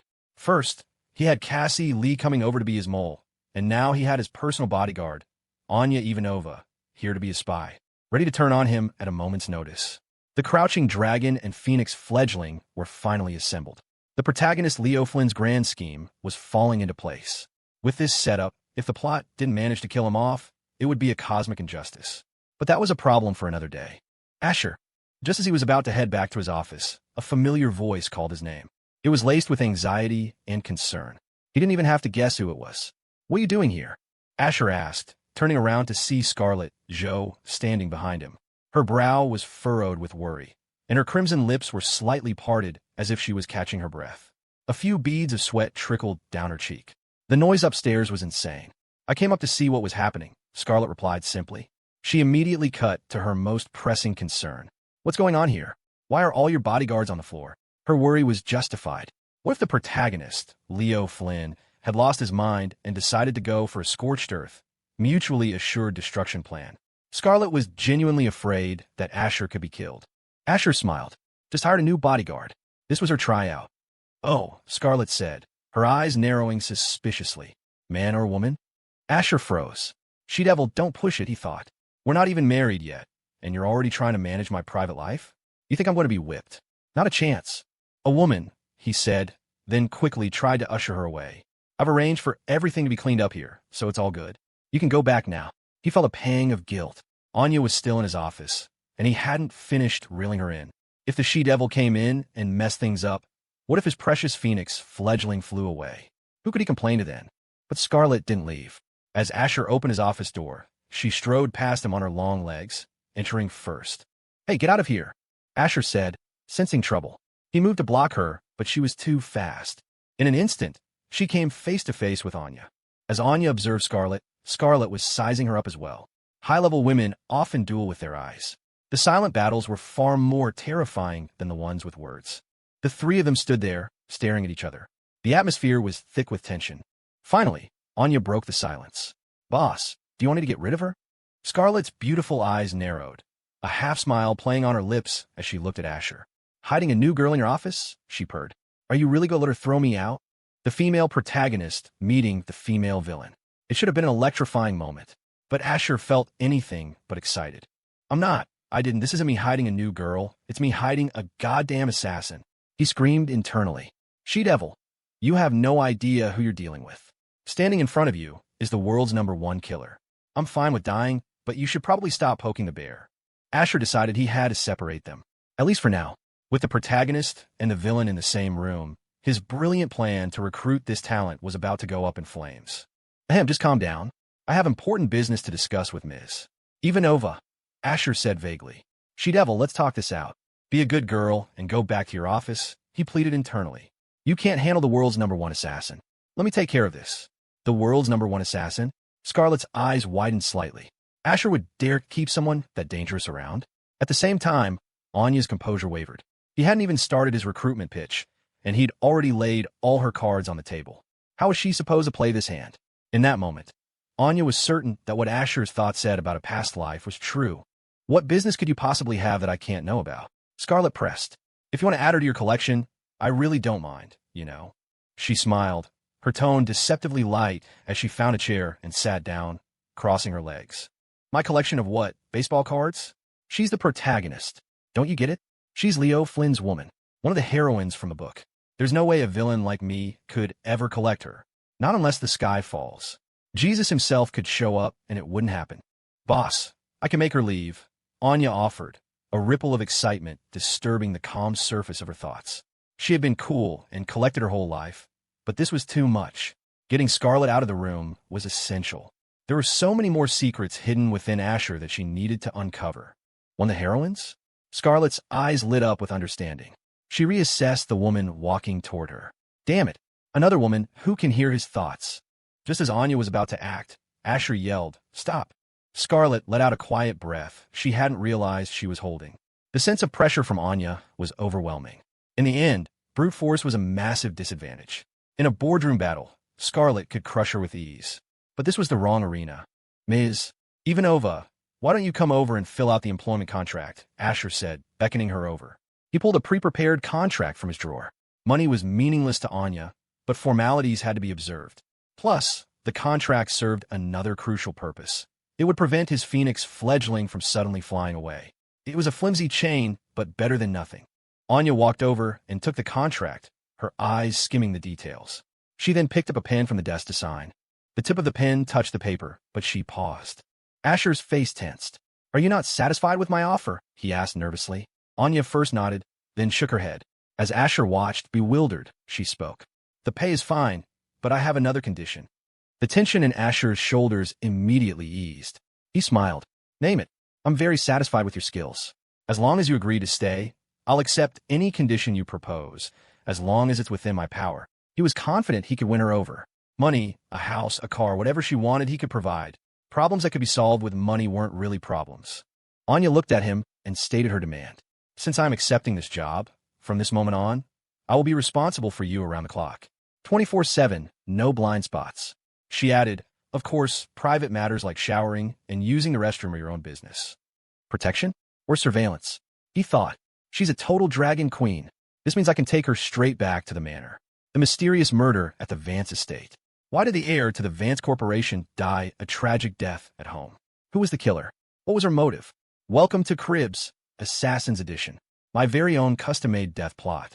Asher was about to agree enthusiastically when the she-devil's voice cut in. Are you a bodyguard or a surveillance camera? Scarlet's question was a stiletto heel, sharp and pointed.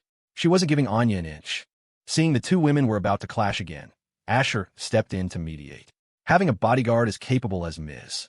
Ivanova willing to protect me puts my mind at ease. I agree to all your conditions. Anya was slightly taken aback. She hadn't expected him to agree so readily. Interesting. Very interesting. Scarlet could no longer sit still. She stood up. Asher, your new bodyguard is quite fascinating. You wouldn't mind if I borrowed her for a moment, would you? Oh, hell no, don't do it. You really can't beat her, he thought, instinctively about to refuse. But then his eyes met hers. They stared at each other for a long moment. Fine, he conceded. Just in case, he turned to Anya and said sternly, no matter what she says or does, you are not to harm her. Anya nodded in understanding. Seeing her promise, Asher felt a wave of relief. Once Anya gave her word, she would move heaven and earth to keep it. He left the office, closing the door behind him. The atmosphere was silent for a moment before Scarlet spoke. Whatever he's paying you, I'll give you 10 times more. Take the money and leave him. Go back to where you came from. The general manager's office was soundproof. No one could hear them. Anya shook her head. Ms. Joe, it's not about the money. She had already looked up Scarlet's file before coming here. In fact, she had reviewed the files of everyone close to Asher. Scarlet's beautiful eyes stared directly at the equally stunning woman before her. "You can hear Asher's thoughts, can't you?" she stated flatly. A massive wave crashed through Anya's mind. She froze for a second, then feigned ignorance, her voice just as calm. "I don't know what you're talking about." Scarlet's lips curved into a slight smile. "Not admitting it? Fine. I'll keep talking until you do. The world's #1 assassin, sent by Leo Flynn, from that organization of yours. The Dragon's Den, I believe it's called." Anya's eyes gradually turned dangerous. But for the man she loved, Scarlet was fearless. She continued to expose Anya's secrets, all gleaned from Asher's thoughts. She paused for a beat, her gaze never wavering from the world's most lethal woman. $100 million. Leave my man. Leave my man. Interesting. So I'm not the only one who can hear his thoughts, Anya said, a rare smile gracing her lips. Her eyes held the look of someone who had just discovered a fascinating new toy. "Aren't you afraid that I'll take your money and report back to Leo Flynn?" Scarlet laughed, her tone dismissive. "Be my guest. I'm giving you more money. Leave." Anya's expression returned to its usual placid state. "Ms. Joe, money can't buy you everything." Her intentions were clear. She wasn't leaving. She had just stumbled upon something truly entertaining. How could she possibly walk away now? There were clearly more deep, dark secrets surrounding Asher, and she was determined to uncover every single one. Scarlet took a deep breath, her eyes cold. "Fine, but if you dare to hurt him, I will make you regret the day you were born." There was nothing more to say. Scarlet realized further conversation was pointless. So what if she was the world's #1 assassin? If she touched what was hers, Scarlet would tear her apart. Anya remained completely unfazed. She had been in far more dangerous situations and had always walked away unscathed. Scarlet's threats were empty. The office door opened with a soft click. Scarlet glanced down the hallway, but Asher was nowhere in sight. She turned and walked away, her heels echoing in the empty corridor. A while later, Asher emerged from the vacant office next door. It was technically his as well. Anya hurting Scarlet? Not a chance. The Dragon Queen had her own code of honor. Her word was her bond. Asher knew her too well to worry. He walked back into his office. Anya handed him the signed contract. "Good girl," he thought, happily taking it. "You officially start today." Anya nodded, then walked over to stand behind his large leather chair, her hands crossed in front of her. She had the distinct air of a henchman in a Hong Kong gangster movie, standing guard over the big boss. At first, Asher found it novel. An hour later, he was going numb. "Ahem. Ms. Ivanova, if you get tired of standing, feel free to find a place to sit," he suggested. Anya's eyes opened slightly. "Thank you for your concern, boss, but I'm not tired."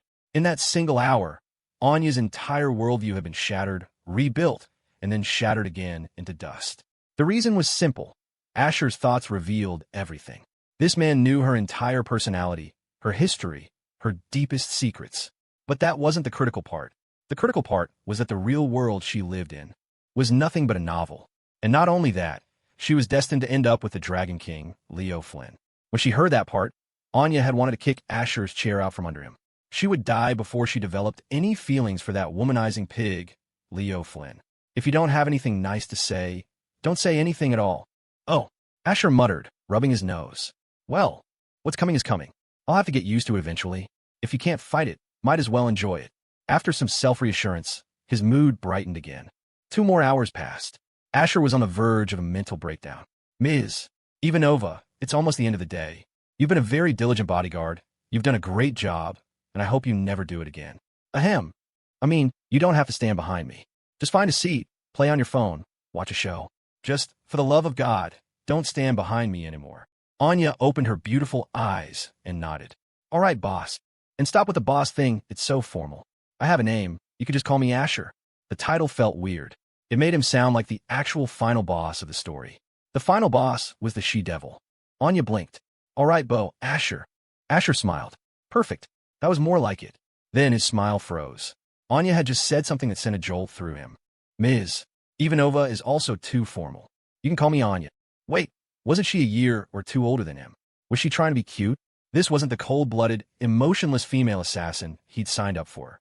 He failed to notice the fleeting glint of mischief in her eyes. "Oh, okay. I'll call you Anya from now on." Anya's voice was firm. "Call me Anya. Game over, man. It's game over. This killer isn't so cold after all." The reference to Lyon, The professional echoed in his mind. Asher's expression was complicated. Right, Anya, he said with difficulty. Do you want to get lunch with me? Since she was sticking to him like glue anyway, he might as well invite her.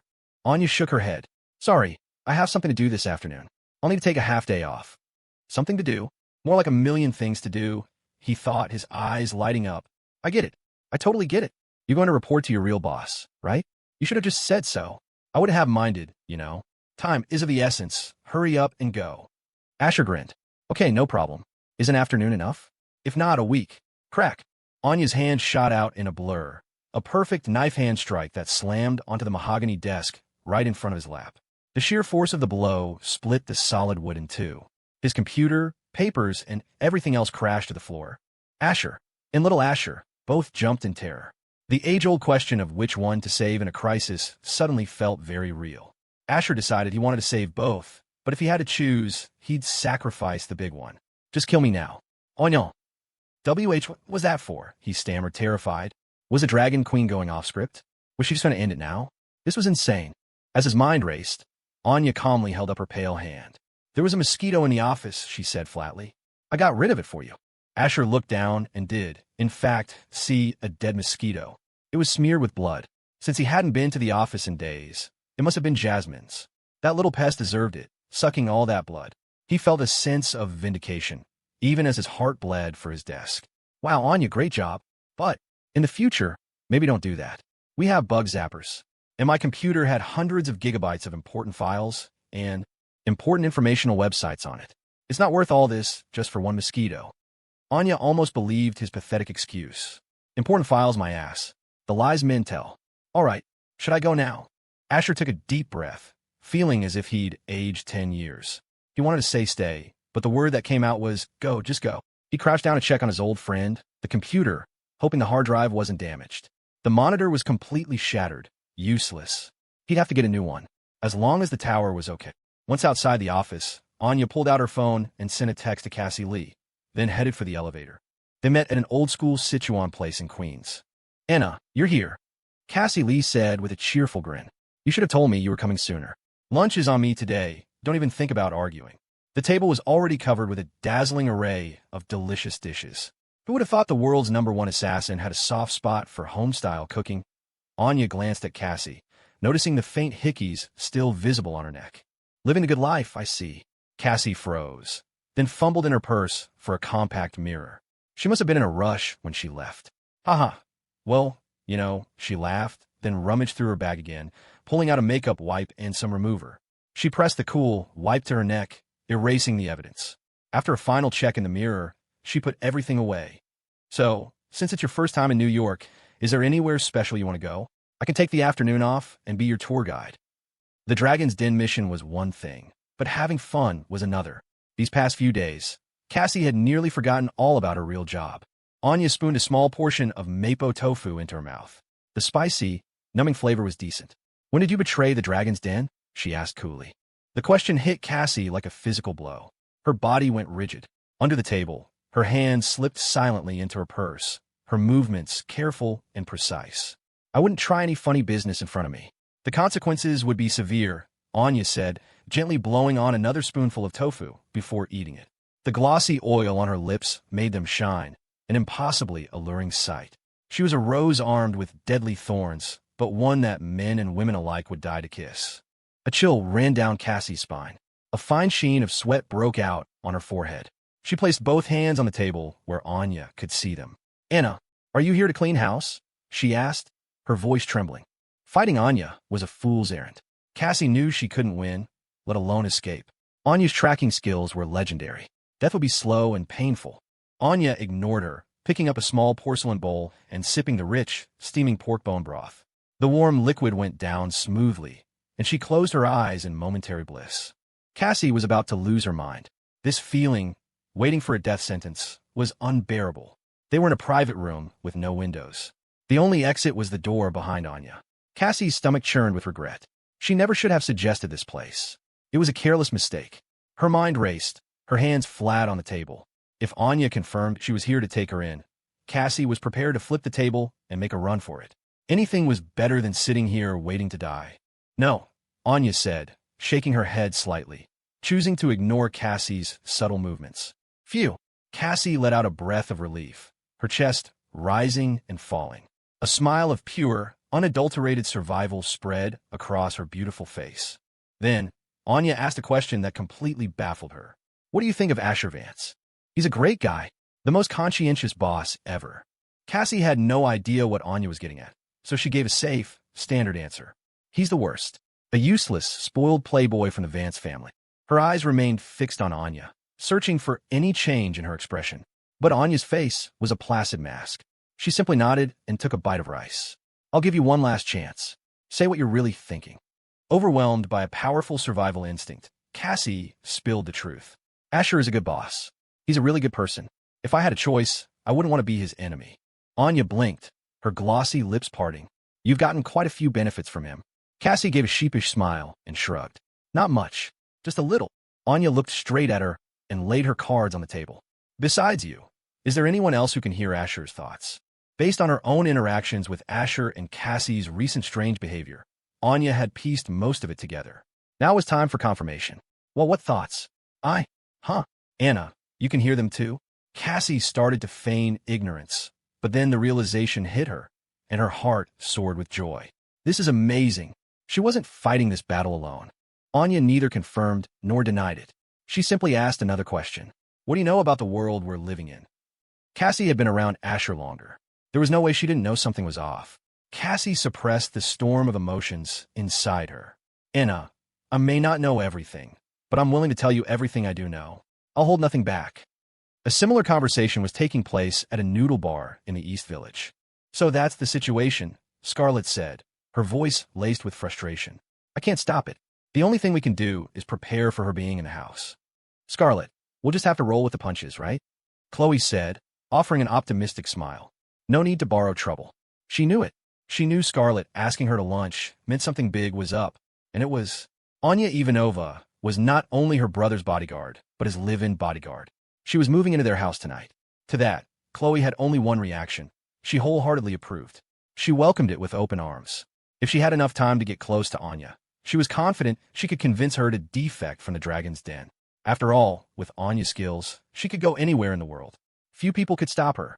And if persuasion didn't work, Chloe had an ace up her sleeve. Victor Stone. Of course, to get Victor's complete loyalty, she still needed to find his family in Newark. Scarlet frowned, tilting her head. Chloe, you don't seem very worried about your brother's safety. I know you two have your issues, but even if you're not worried about him, you should be worried about your own safety and your family's. Chloe's smile faded, replaced by a solemn expression. Don't worry, Scarlet. I won't let that assassin harm my family. That's my promise to you and to them. Hearing this, Scarlet relaxed and picked up her chopsticks.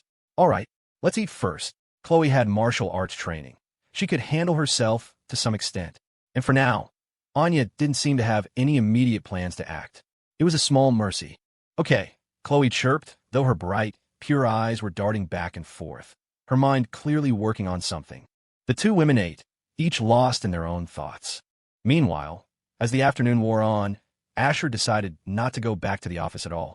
He sent a text to Jasmine, telling her to let Anya know she could take the day to pack her things and that she should move into the manor tomorrow evening. In the meantime, she had full access to his office, the same privileges as Jasmine. Asher congratulated himself on his brilliant strategy. The benefits were numerous. First, if Anya wanted to steal any business plans, she could just grab them from his desk. He didn't mind if she looked through his computer, either. He had already moved all his important study materials and files. All that was left were useless multi-billion-dollar corporate strategies and future business development plans. Cassie Lee's performance as a mole had been disappointing. It felt like ages, and he still hadn't heard any news about disastrous corporate decisions causing massive financial losses. Second, and most importantly, he couldn't stand being in the office anymore. With Anya constantly standing behind him, he felt completely exposed, even when her eyes were closed. It was as if she could see right through him. Driving around aimlessly was a far better alternative. He spent the rest of the day cruising in his sports car, only heading back to the manor as evening fell. Ever since Chloe had come home, Asher had been eating out, only returning late at night. But this evening, his mother, Eleanor Ting Vance, had sent him several texts and even called him, insisting he come home for dinner. She had specially made a few of his favorite dishes. He couldn't defy a direct order from the matriarch. So, He reluctantly agreed. Why should he be the one to have to adjust just because Chloe was back? He felt like he was getting the short end of the stick. Tonight, he was going to make up for it. Nothing from a fancy restaurant could compare to his mom's cooking. Not even the master-level culinary skills the system had given him. Okay, that was all bullshit. The truth was he was just too lazy to cook for himself. There was no unwritten rule that said people who are good at cooking had to cook for themselves all the time. At the Vance Manor, the front door swung open. Smells like it's ready. Standing in the foyer, Asher could already smell the aroma wafting from the dining room. Even more impressive, his master-level skills allowed him to identify the exact dishes just from the scent. Damn, that smells amazing. Oh yeah, I can feel it. All of it. He quickly swapped his shoes for slippers and headed inside. The house was lively. Asher's pace slowed, and a frown creased his brow. We have guests. It was a female voice, both unfamiliar and yet strangely familiar. He had heard it just this afternoon. Chloe, where's your brother?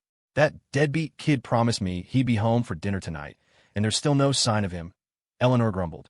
Chloe was just as annoyed, though she tried not to show it. Mom, you're asking me? How should I know? It's better if that jerk doesn't come back anyway. Eleanor sighed. When are you two ever going to make up? She then turned to the stunningly beautiful woman sitting with them. Anya, I'm so sorry you have to see this. This is just how our family is. You guys go ahead and eat. I'll give him a call. Lawrence Vance scowled. Why call him? The boy has hands and feet. He's not going to starve. It was a classic case of having a son and forgetting your husband. Eleanor shot her pouting husband a look and picked up her phone from the table, about to head into the hallway to make the call. Suddenly, Anya looked toward the hallway. Mrs. Vance, Asher's back. He is, Eleanor said, surprised. Almost simultaneously, everyone turned to look in the direction Anya was facing. Ha! Morning, Mom, Asher said, walking out with an awkward grin. What the hell? This was beyond ridiculous. How did the Dragon Queen infiltrate the Vance Manor?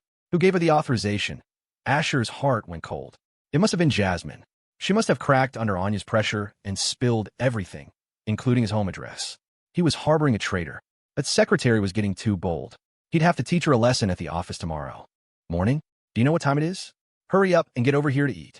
Eleanor said, half angry, half amused. Asher nodded. Whatever was coming, he couldn't avoid it. He wasn't afraid for himself, but he couldn't let his family get caught in the crossfire. The dining table was oval.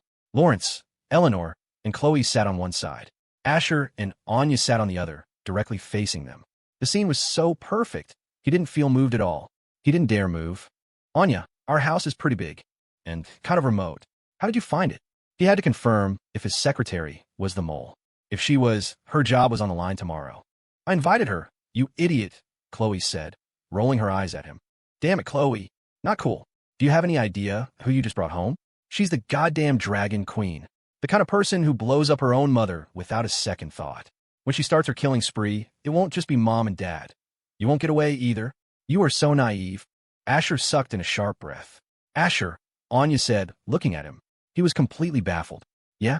What's up? Anya raised her pale hand and waved it in the air. It seems your house has mosquitoes, too. Oh shit. Are you serious? Don't you come over here. Asher forced a smile. And no, I don't think so. Our house is very clean. In that moment, it all clicked. This was what it took to be a female protagonist. His sister, the Dragon Queen. They were all the same. They were teaming up to take him down ahead of schedule. Chloe couldn't stand her brother's persecution complex any longer. Anna, stop scaring him. My brother is a coward. If you give him a heart attack, we'll have to drag him to the hospital, and that's just a huge hassle. Asher's eyelid twitched. You little brat, whose side are you on? Call me a coward? I'm not even afraid of death. You think I'm afraid of her? I know you two are in this together.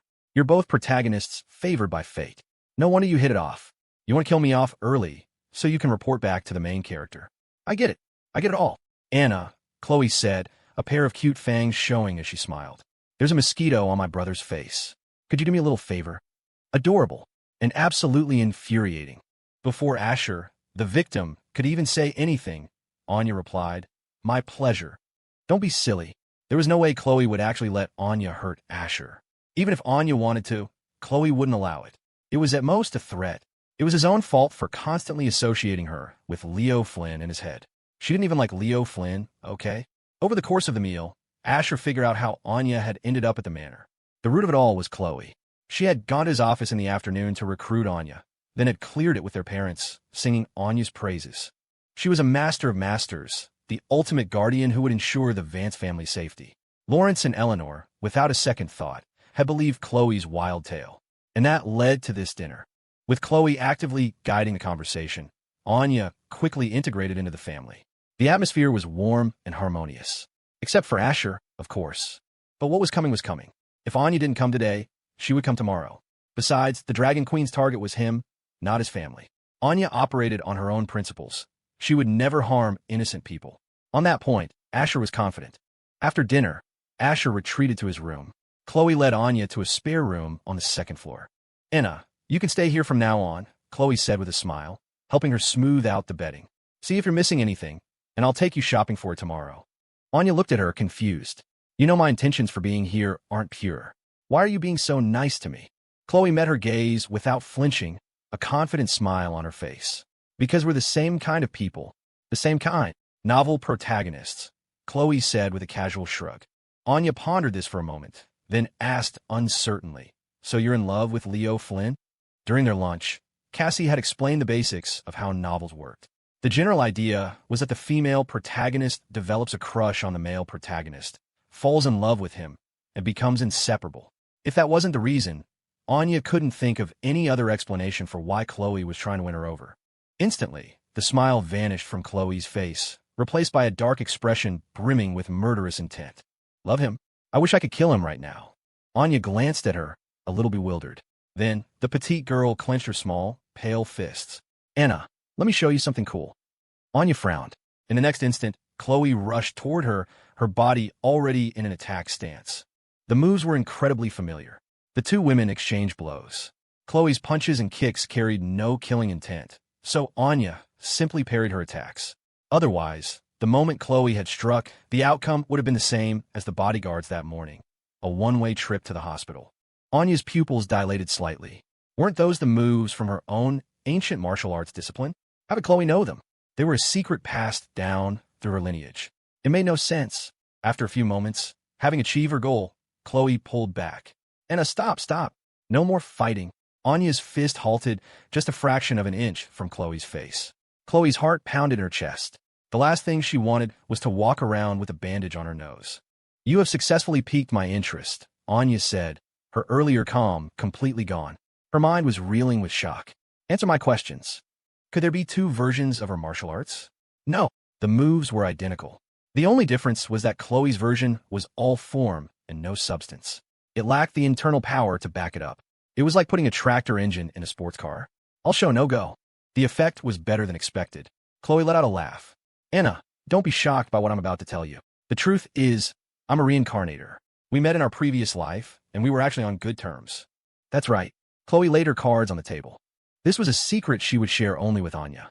She had realized that if you want a horse to run, you have to feed it.